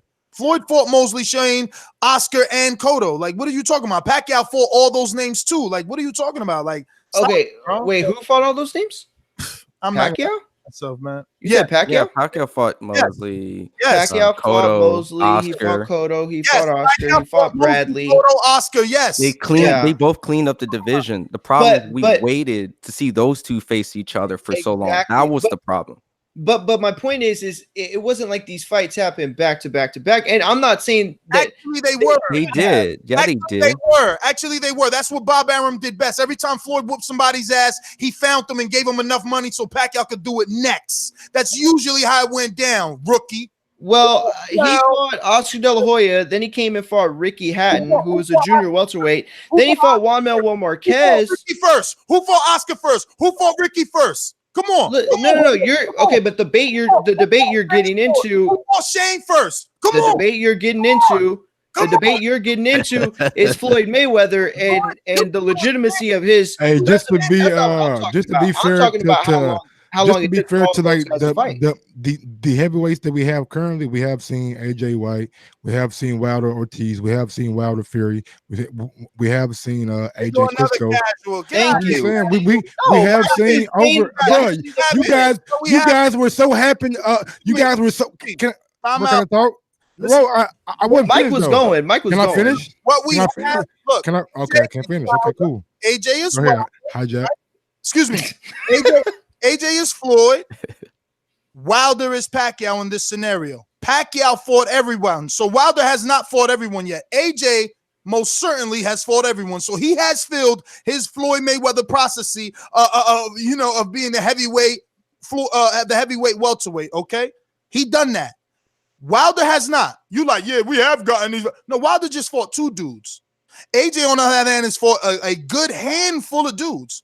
So it's still plenty of time for Wilder to fight all them other dudes AJ fought. So that because that's what Mayweather and Pacquiao had numerous barometer fights. They each fought Marquez. They each fought De La Hoya. They each fought Cotto. They each fought Mosley. Come on, dog. See, but that's my problem. Is you're okay? When you were talking though, I heard you.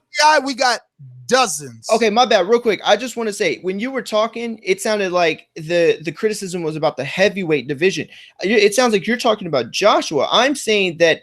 First of all, Mike is right. We have gotten a lot of these. It's not that the heavyweight division is boring. I just want to say, man, 4 years ago, people were complaining, or I was hearing shit like when I came, the heavyweight division had just got back to prominence, but now all of a sudden it's shit again. Okay, exactly. Thank you, Mike. That's exactly the point I was trying to make. You're saying what the heavyweight's done right now is compared to the most lucrative boxing era. Saying that is not what I'm saying. That's what we're complaining about, because if you want to compare it, we're not. I'm saying thus far since I've been watching boxing in 2015, these 3 years we have gotten good heavyweight fights, and if you guys give it more and more time this year, it's just gotten started. It's only fucking January.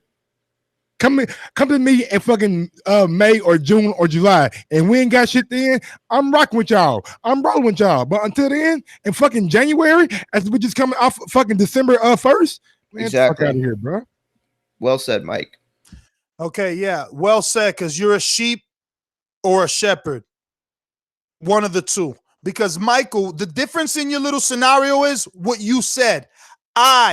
Meaning you started watching in 2015. So your frustrations, relax, my friend. Okay? Let's use an analogy that you can fucking use. Our toleration for weed, our level is higher than the normal person. Okay? So my toleration for the heavyweight shenanigans is over, motherfucker. You just started. You're an infant. It's okay to want more shit from these motherfuckers. I'm done wiping the garbage out of my eyes. Joshua fought Klitschko in 2017. And I agree with that. I'm tired of this, bro. Like when you hear me talk like this on the show, like I'm tired. Like I'm tired. Like I'm usually like objective and go both sides. I'm just tired of it. There's one little difference, bro. Like, man, we've never seen the division this wide open where everyone can go. So my frustration is even higher now because everyone's available. There's absolutely no reason for you not to give us what we want right now with everyone being available. So as a boxing fan, we all need to be frustrated. We should be putting the pressure on their metaphorical neck. But can we get to some? We got a boomerang on the line, as a matter of fact. Dozens. Like, let's get to callers. No more of this. We're all, every single person, UK, US, if you're Wilder. Everybody is there. Is a boomerang. There's masterminds. Everyone is there. So everyone's got to wait. We're going to Reginald Holt. Reginald Holt, Skype. Yo, what's up, show? What's going on, brother? What's going on? Hey, I'm feeling everything everybody talking about. I just wanted to throw out there, if Dillian Whyte and Joshua fight, then the next fight will be Joshua. It would be Joshua Wilder, correct? Man, that's the only other. We can't. Mandatory problem. Can't call it. Be a man. You know how boxing is. We can't say okay. Yeah. So if that's the case, then that means it's plenty of fights for everybody. It might not be the favorable fight. Yeah, everybody want to see Joshua Wilder. Everybody want to see Ortiz. Oh, I don't know what's going on, but That's everybody wants to Diego. see 2 fights, really, and then everything else is filler. But we got to live through the filler, and that's all I had. All right, brother. Thanks for Good calling. call. Listen, if you're on Skype, make sure that you're muted when you come on because there's other people there. Secondly, if I mute you, don't unmute yourself. Obviously, you're fucking ruining the show. And jeez Louise. All right, we got KO'd on the boomerang status. Talk to me. Yeah, I just wanted to quickly something. You know, Les, you was talking about option A, option B, option C thing. What's wrong with that? What do you mean, brother? Because we're at option Z. We're at option T. No. I think he's asking what's wrong with having many options. I never said that there was an issue with having many options. I was simply trying to show Mario that Eddie Hearn always does business like this. This is just the first time he verbally tells us that he's sending 3 options out. That's all I said. So you wasted a lot of your call. Okay, but you sounded like you were criticizing. No, it's not okay. It's okay for me. You wasted seconds of your call on nothing because you don't know how to think. Yo, chill. That was a little aggressive, homie. I'm just asking you a question. That's just frustrating. It's a question now, but you guys sit on hold waiting to come at my fucking throat with shit I don't say and get upset when I tell you I ain't saying. Yeah, but you don't. We're having a conversation. You don't need to get defensive. You wait. Yeah, I don't think he came for your throat. Bro, I'm defensive 24/7. You know why? You know why? We're not even talking about Deontay Wilder. Everybody calls in to talk about Wilder. The chat is 24/7 Wilder. Let's talk about the topic. Let's stick to the script. I haven't said anything about Wilder. I'm just brother. There's casualties of war. Listen, KO. There's casualties of war. Are you gonna get sensitive right now, live on air? Because if that's what you're doing, let us know. If you need a Band-Aid, if you need a fucking Band-Aid, I'll go get you one. Are you cut? Do you got a boo-boo? Does this coming for blood? Like, he just wants to kill. Do you got a boo-boo? You need daddy to kiss it? Yo, Ness is coming for blood. Don't let him stab you, man. Hey, You gotta I'm stab over him back. there, bro. You got more time. Come on. Are you done? Come on. Hey, Come I on. don't know what to laugh at, bro. Just give it to him. Just come after Ness. Just come after Ness, man. He wants the blood. Oh shit! Oh, you done call Ralph in this motherfucker. He came in with a little Wayne. You done call Ralph in this motherfucker with his loose neck shirt and shit. I gave you some courage now. You got your intro again. Got his loose neck shirt. Ralph got a loose neck shirt. Yo, Ralphie coming in with the stuff. Damn, Mike, you fucked up for that one, Mike. Hey, yo, look at me. That ain't what I want to get to, though, man. Ness summoned Why do we have Ralphie. Mario just exclusive on YouTube? Look. Ness has summoned Ralphie with that rant. He summoned Ralphie. We got Mario exclusively on YouTube. Wait, let me get to KO's because KO is never personal. Go ahead, KO. There's never personal. It's your go. It said Mario looks funny there with them glasses on. It's cool, man. Listen, it's cool, man. I think my thing is I just don't understand why you guys. I mean, the hate you guys give Eddie Hearn so much. I've never seen you give another promoter, just even to be balanced. You never give any other promoter so much. That's not true. And this guy's simply just doing KO. I've personally have said some very bad things that I won't even repeat about Bob, but internally these people know, and some of the long-term listeners know. I've said worse things about Bob, bro. Like I've wished things on Bob. Okay. Because I'm tired. There's no need to dangle. I am not a donkey, even though a lot of you guys like to call us donkeys. I am not a donkey. Don't dangle a carrot in front of me. Don't you get it? Why do you guys like being treated like jackasses? A donkey's a jackass. Eddie Hearn is dangling the carrot of the future Wilder fight. Once upon a time, I'll give you Wilder versus AJ, jackasses. And we got to keep chasing the carrot? No. Yeah. No. We have to make a stand. We have to. Listen, you're close to Wilder. You have his number. I'm not close to nobody. I'm closer to you than to Wilder. I'm closer to you than to Wilder. You and I talk every day. You text me every day. I'm closer to you than to Wilder. He could have. Listen. And you see what I'm saying? Look, we back talking about Wilder when the show is about Dillian Whyte and AJ. This is what I'm saying. Yeah, you people say I'm started the delusional. Wilder conversation. I never said anything about Wilder. You just mentioned it just now, and I was just rebutting what you said. I never mentioned anything about Wilder. All I'm saying is that you guys give this guy so much flack. Like, it takes two people to actually make a fight. You can't say it's only on AJ because he's the A side. If the B side doesn't want to fight, then it's not going to happen. Let's be balanced here. Let's be fair here. It doesn't make sense. We're grown-up men. But KO, you understand that you're talking about a B side that already said he doesn't want to fight. Okay, so who is the sheep? You're still asking for a guy that said no. I want to fight Tyson Fury. You're still calling in show after show for the same shit. We are talking about AJ and Miller. AJ and Miller. No, AJ and Miller. AJ and White. AJ and Miller. AJ and White. About AJ and Dillian Whyte. Both. We're talking about We're both. talking about AJ and Dillian Whyte. All right, ask the other host then if we didn't talk about Miller as well. I'm sorry. No, but the title of the show is AJ and White, right? And that's what I called about. And I'm saying that you can't completely blame AJ because at the end of the day, he's actually sent an offer to and the fact is, if you are in AJ's shoes, there you go, brother. Another 3 minutes, and you still ain't get that point across. Who was that again? Look, I could take another shot right there. That was KO. Let that be a lesson to everybody right there. Make your call memorable so that people know. Look, Mike don't even know who you are. That's bro. I was trying to get myself back together, my nigga. Boy, you had me over down. I didn't know what to laugh at. It was KO. What up, Rafi? Yo, how you doing? Oh yes. Yes. Can you?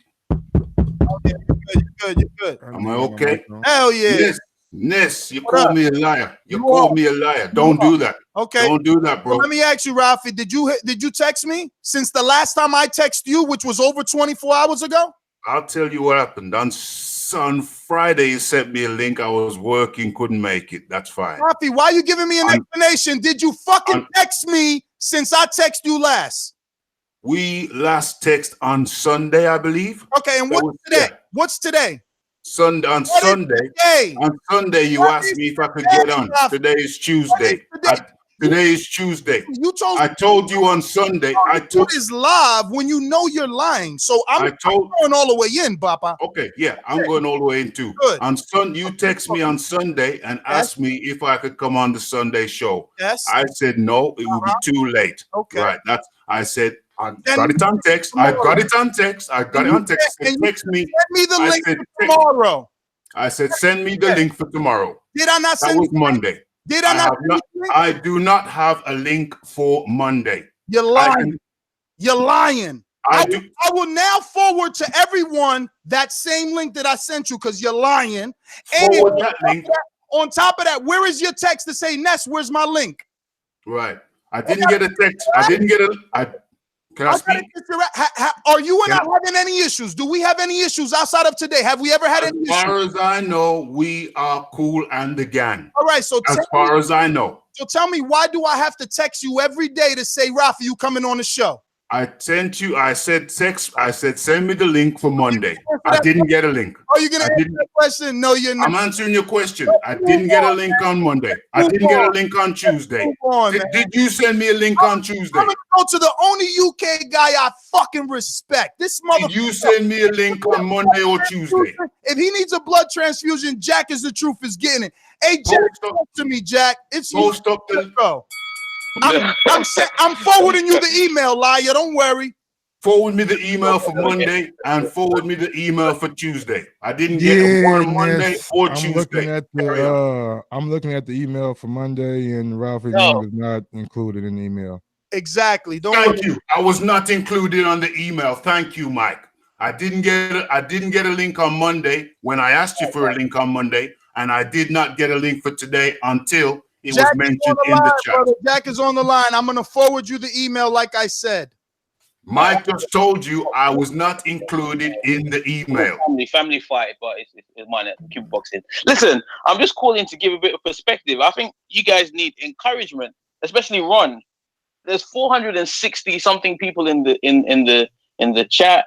I've tuned in to watch the show, and all Ron is saying, "I'm tired of this. I'm tired of." Thank you, Jack. Thank you.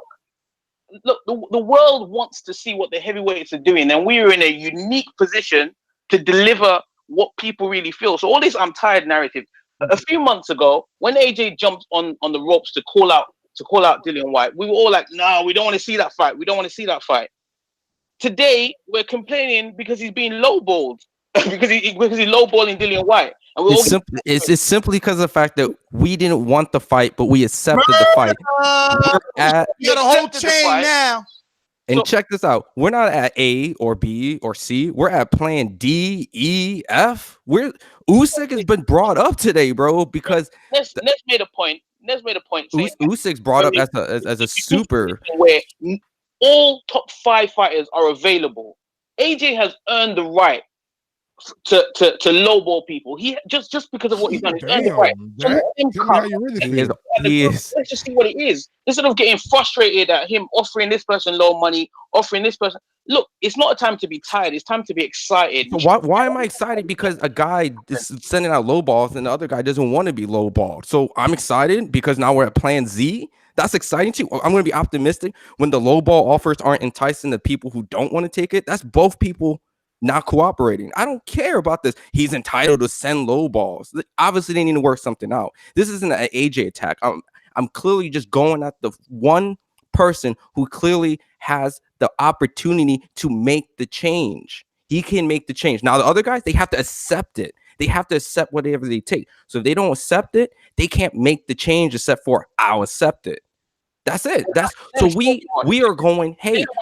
If they don't want to accept the low ball offer, then that's on them. You're saying one guy can make the change, but they can all make. Wilder doesn't like it. Fury doesn't like it. White doesn't like it.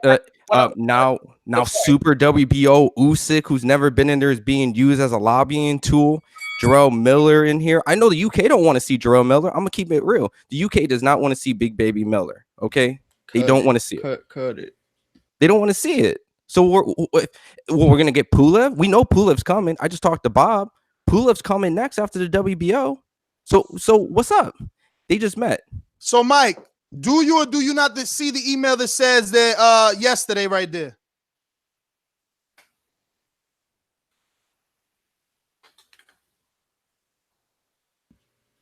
Yo, while y'all got that figured out, I will. We're going to Joseph. Go ahead. Fine, boomerang and go. I'll come back to you. I'm still checking and come back to you. All right, we're going down to Edward in Alabama. Go.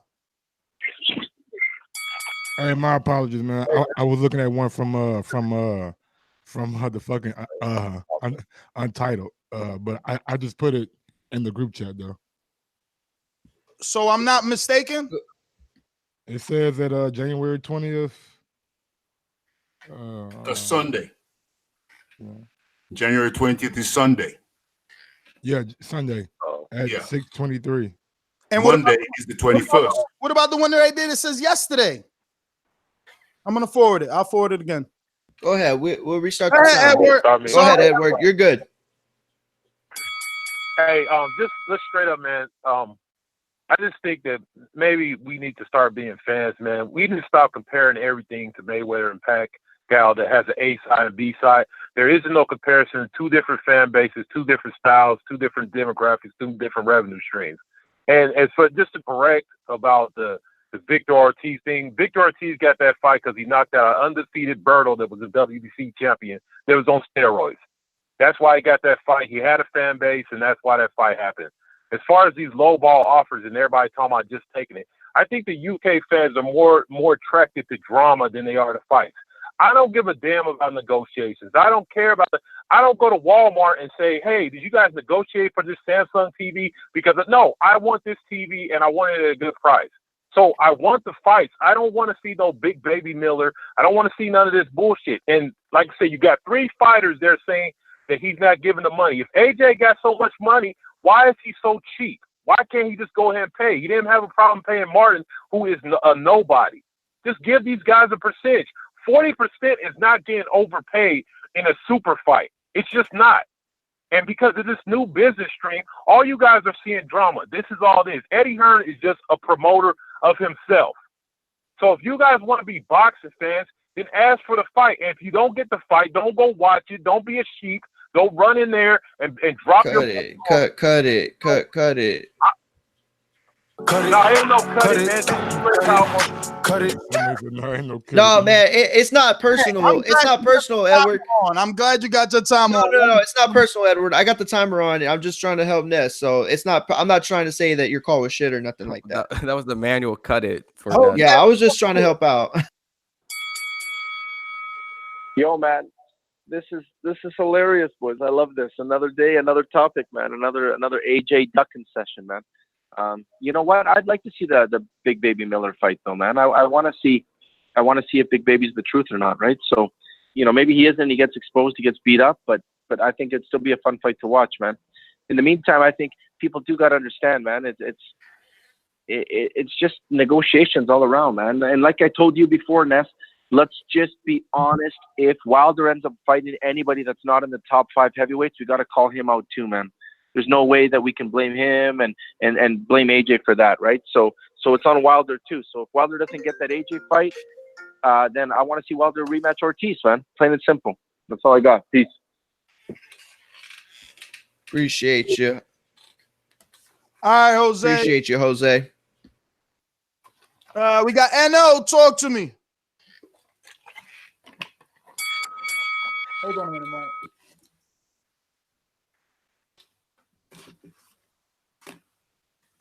Feel Check, like check. AJ, y'all really feel like it?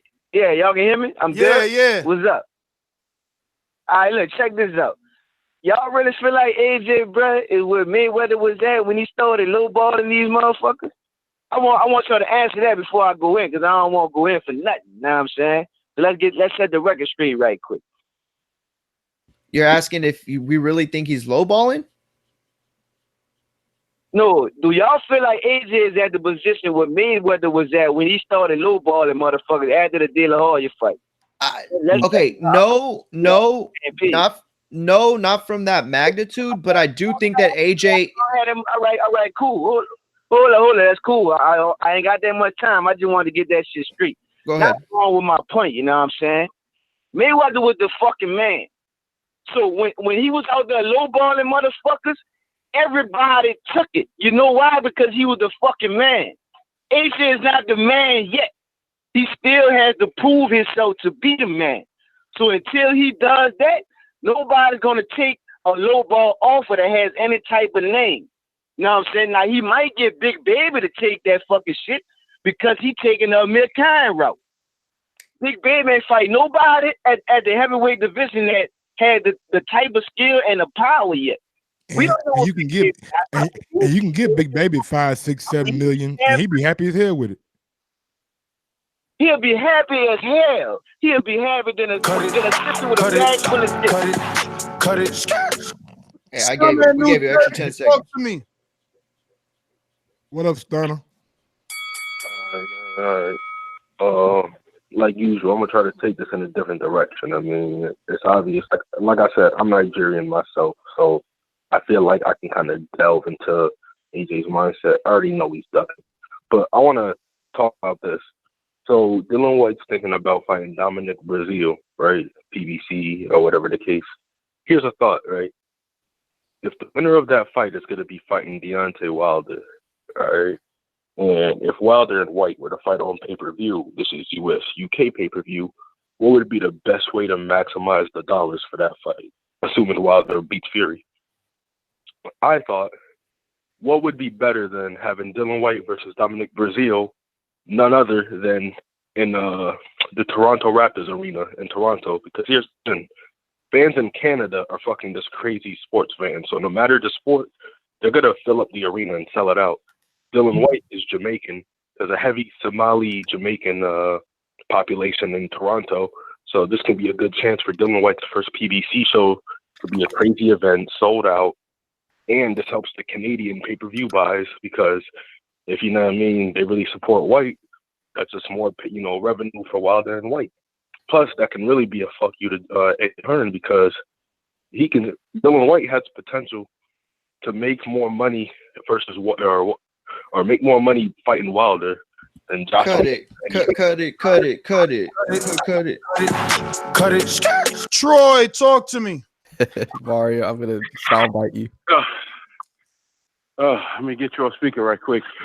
About 2-3 weeks ago, you pretty much had this similar conversation, and I used the example of a Don King. You all took that the wrong way. What I'm saying is that Hearn, Heyman, Warren, take the fighters out the picture, put all three of them in the room, have them come up with a tournament, get these fighters to fighting, and then the fans will get what they need to get. Because you got all these promoters out here, but none of them seem to have any power or have any authority, or they don't seem to have the will to come together and to get things done. Because honestly, I'm sick of hearing people play boxing managers, boxing promoters. There's so many people that call in, act like they're CPAs. I even do that shit. It's boring. I just want to see a fight. I just want to see a fight just like everybody else, man. And I think all these promoters just need to come together and put together a nice heavyweight tournament and give the fans what they want and stop all this nonsense. That's it. That's it. Well, finally, we agree. Of course we agree, man, because I'm the intelligent man, and I'm your elder. Uh-huh. And chill out on the coffee, Bama. Have a good day. All right. Hey, man, what's up with all you goddamn me Baltimore and goddamn me Washington, D.C. ass niggas calling niggas Bama? Dominic in Seattle. Oh, y'all just gonna cross over there, huh? I ain't even talking. Okay. There's only one Deontay Wilder. I think that Dillian Whyte should take out Dominic Brazil. That means that Deontay Wilder don't have to fight him. And then if he signs with Showtime, that'd be dope.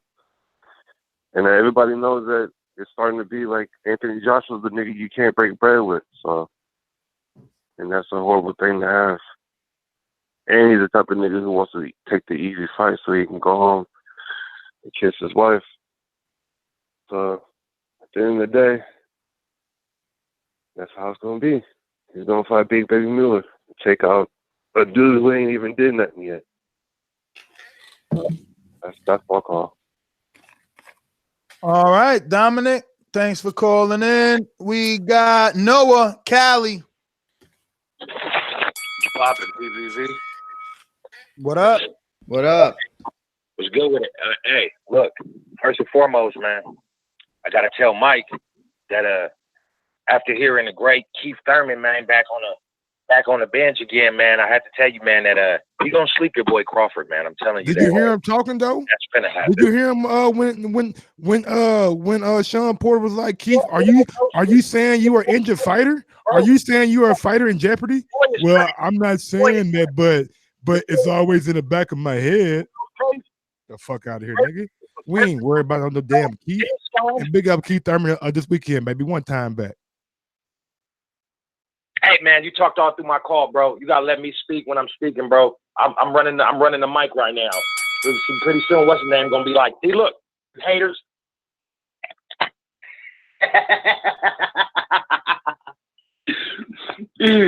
That was me restarting the clock for you, Noah. Oh, my bad. I got some respect for this TBV thing, man. You know what I'm saying? But anyway, I'm juiced about that. I'm juiced about the welterweight division, man. It's back popping. Keith look good, man, and he don't look like he's drinking anybody, man. And if you really think about it, bro, Spence might have a better body, but Keith got the better boxing brain. We done seen him adjust to everything that they done thrown in there with him, from Sean to Danny to anybody, to Diego Chavez, man, cats like that had an orthodox style. He throws man. I'm back on the Keith bandwagon, baby. I'm out. TBV for life. Thank you, sir. Ness, please just ring me, nigga. Damn, Noah, bro. Noah's a character, man. No. Noah is a character. What's going on, Ralphie, man? Go ahead and speak your mind right quick. Ness, just please retract your statement, please. I got to get to the bank. Retract your statement. Tell the people what's up. And what statement is that, Ralphie? I sent you another text. So I just want to make sure we're on the same page before I move forward. Okay. Let me take the call, okay? Thank you. We got to Solomon. We got to Reginald. Matt, we're going to get back to you and see if you're good with your call now. Matt? Matt? All right, then. So, I think we got to everyone. Sheesh. Yes. No, Jay is back. Jay, what up? What up, fellas? No, I was actually just listening, man. Keep doing what y'all doing, bruh. CBV for life. I'm out of here. Joseph wants back in. Yeah, Joseph wants back in. All right. Thanks for the help, guys. Joseph, talk to me. Yeah, I just wanted to make a point about, I totally agree with Nestor and Ron earlier with how you compared the welterweight division back then. Because, yes, you had Floyd and Manny cleaning everybody up. But you also had those guys fight each other when they were, you had Shane and Margarito fighting. You had Margarito and Cotto. You had Marquez and Bradley fighting. So if one of these guys gets the top five, why are these secondary, these outside of the top three heavyweights not fighting each other? That's what's frustrating. The heavyweight division was so bored. If you remember a few years ago, how excited we were for Bermain Stavern and Chris Arreola to get an American heavyweight. Like, we've come a long way from that point, and that's why this is frustrating, because there's so many of those fighters not fighting each other. There's so much potential out there, and it's not being lived up to. So I totally agree with Ron in this, man. That's my thing. Joseph, thanks for calling in. DJ, talk to me.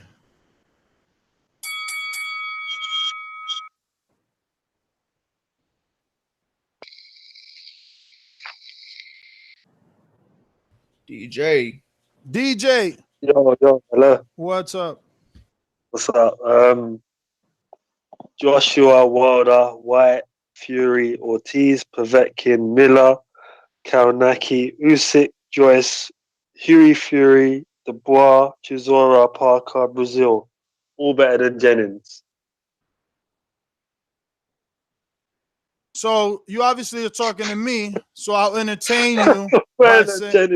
I'll entertain you by asking you, how are you coming to this? Like, what are you using to gauge these men and find that one is better than the other? Just so that I could use the same tool. Yeah, there's a variety of reasons. All right, so main thing is skill set. Is anything based off fact, or everything going to be based off your opinion? That's how I could say the same thing to a lot of things you say. Is it based off fact or opinion? A lot of it is opinion, yeah. All right, then. Let's talk. That's the list. I just wanted to give that list. All right, but your list makes no sense, because when me and Mike were discussing that, we were discussing whether Brian Jennings was top 10, not who's better than Jennings. Again, you callers really need to clean your ears so that you understand what's being spoken, so that when you're going to get your debate on, you know what to say. This way you won't get walked over. No, I'm not that great at debating, but I'll just give you a quick list. 15 you're also not names good who's at better than listening. Jennings. You're also not good at listening, because we didn't ask who's better than Jennings. We said, was Jennings top 10 at the time of the fight? I named more boxes so you're wrong. To prove they find the top. Cut it. Unfortunately, your time is up. Deej, talk to me. Deej. Hey, what's up? You all good? We're good. All good? Couldn't get on the Skype. Feel like you guys are trying to blackball me because I tell the truth about Rafi. Rafi needs to up his game. Come on the show. There's nothing but moan. No points. No use. What's the point of Rafi? What are you talking about? I've come on the show to discuss a matter with this. Let that man talk. Let that man talk, Rafi. This thing. Yo, start over, Deej. This guy walking over your Start over. Start over. What I'm saying. This is what I'm The saying. first time he said that all day. I know, right? Yo, Naz is telling him not to interrupt. No, I'm saying, look, see what I'm trying to say. What has Rafi contributed today? He's got Has you. he helped He's you? got Come on the show to discuss Hey, matters man, with do that, Ness. man. Ness called me a liar, And and I'm we on ain't here see to D prove step that's not up. the case. We ain't see D step up. you. When we was doing host, we ain't see D's name come nowhere near one of them motherfuckers be on the show. I'll You tell ain't you put no about hat D. in. I'll tell Rafi you did. about. Rafi did. So, bro, chill out with that bullshit, homie.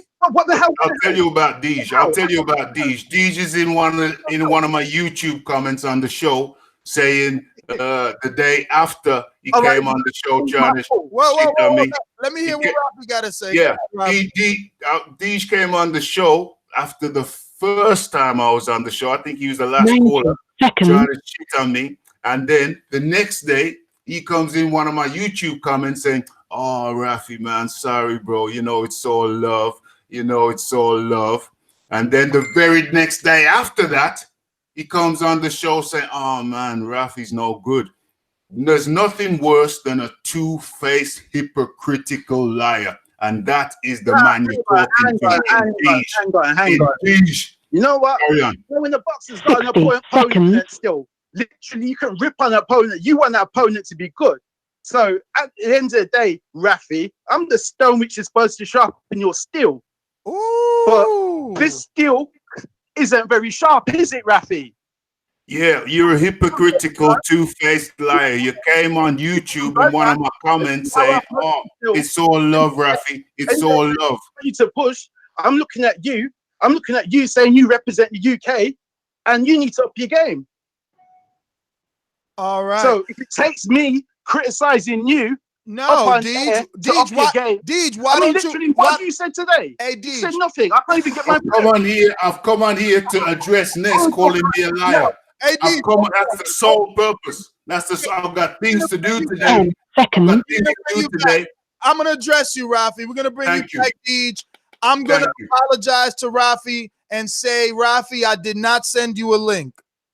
Thank you. That's all I wanted. That's all I wanted. All right. You was besmirching my name on the air instead of coming to me as a man and discussing it as a man. You decided to try to besmirch my name on air, and that's not cool. Oh, wait a minute, Rafi. What did I react to in the chat? You called me a liar. I reacted to you though, right? You called me a liar. I reacted to you though, right? You called me a liar. I reacted to you and your comments with others in the chat because you have more time to comment with them than text me. And that's the issue. Every other allow me to speak like I allowed you to speak because we're gonna do this live on there because we've always done it. I always put the laundry out. I'm good with it. So this is the thing. Like the seventh time. Every other host communicates, Rafi. Every other host says, "Yo, what we doing today?" You're the only person, and I know you're not a host, just like Anthony isn't, and just like the guy that I want, Jack is the truth, isn't, right? But guess what? Jack is in the pre-production chat. Why? Because we know he's a keeper. You and Anthony are not. Why? Because of your inconsistency. Have you seen Anthony? No. Have we seen Rafi? No. I don't have to text you to say, you know this show, you are a listener of this show, and you were a faithful listener. You listened and called in every day, so you know the show happens every day. How do you think it happens if not with you and the other people coming up with the topics and ideas? You want us to just tie it up in a box, put it in the present with a bow and give it to you? No, it doesn't work that way. I've sent you links before. I've sent you links before. You haven't responded. Absolutely. You send me a link. Okay. But tell the truth to the people. Have you been communicative with me to express that you want to be on this show, or have you done the exact opposite and expressed to me that you feel you're not needed on this show? And have I not patted you on the back and said, "No, Rafi, get your ass on this show"? We've been communicating for weeks about getting the setup. And has it not slowed down on your behalf? After that process, I've got on the show. I'm happy with being on the show. I obviously work. I work as well. You know, I work as well. So I have work commitments. I have family commitments. Yeah, but I have cleared up cleared up some days for you guys, and I've been on the show. Has any of that been communicated to Nesta Gibbs? I told you on Sunday, I can't come on Sunday, but I can come on. Any of what you just said, have you ever communicated to me? No, and that's what I'm saying. All we got to do is communicate. We can end this now. I've communicated to you on Sunday. No, Sunday isn't enough because I already sent them the text. They seen what you said on Sunday. It's very little. It's very little. Americans talk more than one sentence, especially when you want to be on this type of gig. As you can see, there's other people that are willing to take your position. Yeah. I sent you the link on Sunday. I said, send me the link on Monday. I didn't get a link on Monday. Guys, once again, I like you. That's why I reached out to you. I like you. Let's communicate. That's cool. We'll communicate. Any final thoughts? Because you didn't give us any. What is your thoughts on Dillian Whyte, and this possible new offer? Dillian Whyte. We got to go to the bank. Dillian Whyte needs to take a fight if it's a reasonable offer. It's that simple. If it's a reasonable offer, he needs to take the fight. He's got nowhere else to go. Take the fight if it's a reasonable offer. Very, very simple. It's negotiation tactics going on right now, and that's all it is. He will take the fight, I believe. All right. And I've got to go to the bank. Yeah. Thank you, guys. Thank you, co-hosts. Yes, sir, Ralphie. I am out. Salute. Could we clear this up, Ness? No, nice, sir. IQ. Rafi is not a liar. Rafi is not a liar.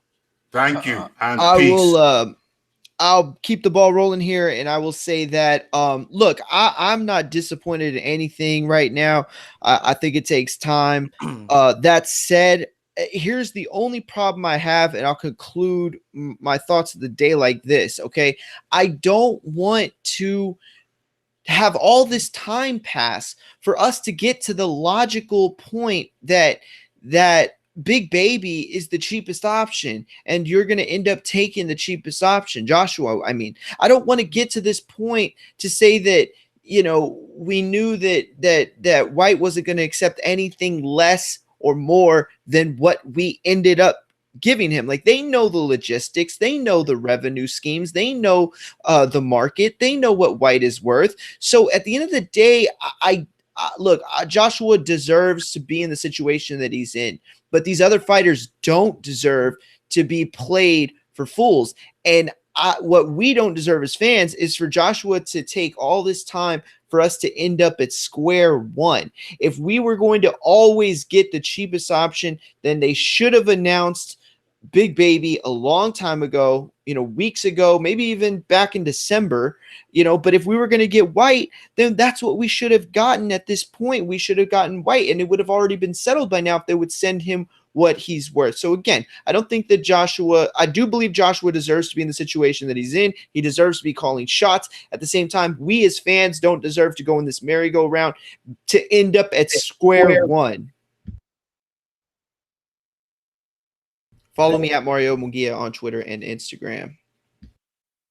Yeah, I think it's a good fight for Whyte. Hopefully the offer was good enough for him to take, and we'll get a piece of the puzzle. And there are rumblings out there that we all might have another piece dropping soon. So, Wilder Fury 2, be on the lookout for that. And follow me on IG. What? Nah. Follow me on IG at Gross1911 or on Twitter at Gross2312. Look, I'll say my quick final thoughts. It's always going to be the same thing. When a fighter decides to maximize the amount of money that the person can make, they will always be criticized on the opposition they face, with the highest reward with the lowest risk. And when a fighter decides to go towards more of the legacy route, the fan pleasing route, and take the toughest opposition with the lowest amount of reward, or back-to-back action, when they lose, they will always be criticized for not maximizing the money. You're an idiot. You're damned if you do and damned if you don't. As fight fans, what do we want? We want the fights. We're not here. We're not getting paid off of Eddie Hearn. We're not getting paid off Al Heyman. We're not getting paid for Bob Arum. We're not getting paid for any of these guys. So as fight fans, what do we do when we don't get paid by any of these guys? We demand the best fights. And that's what we want. We're tired of all the sides. We just want the best fight. That's it. All right, let me get to some of these Yeah, I'm gonna say we got a ton of them. Yeah, I'm about to get to him. Anthony Edwards, who's secretly calling you out, Mario. He's been hitting me up. He wants that work. He says, "Get well, Mario. TBV running it." Appreciate it. Appreciate that. RMV says, yes. Rafi has the heart of a hoe. Deej says, new UK guy needed. Robin Bradley, if you are tired, just don't come on the show. I guess he was talking to me when I said I'm tired of this conversation. Maybe, I don't know. Rodden 870 says Takum is 5'11", no power. Who is JP? Oh, Joseph Parker, paper champ with no power. Povetkin, washed off roids. AJ's opposition since becoming the face of heavyweight. No US pay-per-view. How is this motherfucker the man again? Sheep. Then we got Deej again. Rafi is a passenger. Said nothing today. Deej, why you coming for him? Jack is the truth. My man right here. Why don't you come on the show? Then Deej, or whatever your name is, respect yourself. Stop being disrespectful to Rafi. Uh-oh, damn, my man coming for you, Deej. Michael Johnson says, damn, sounds like Rafi, like Eddie. Here, laugh out loud. Okay, he wrote that wrong. He put here like listening, but he meant here. So he says, damn, sounds like Rafi sounding like Eddie here. Laugh out loud. No, I never asked for the proof of funds. RMV back with another one. He says the pre-production chat had 300 texts a minute in one day. Step it up, Rafi. Yeah, man, listen, this is the thing.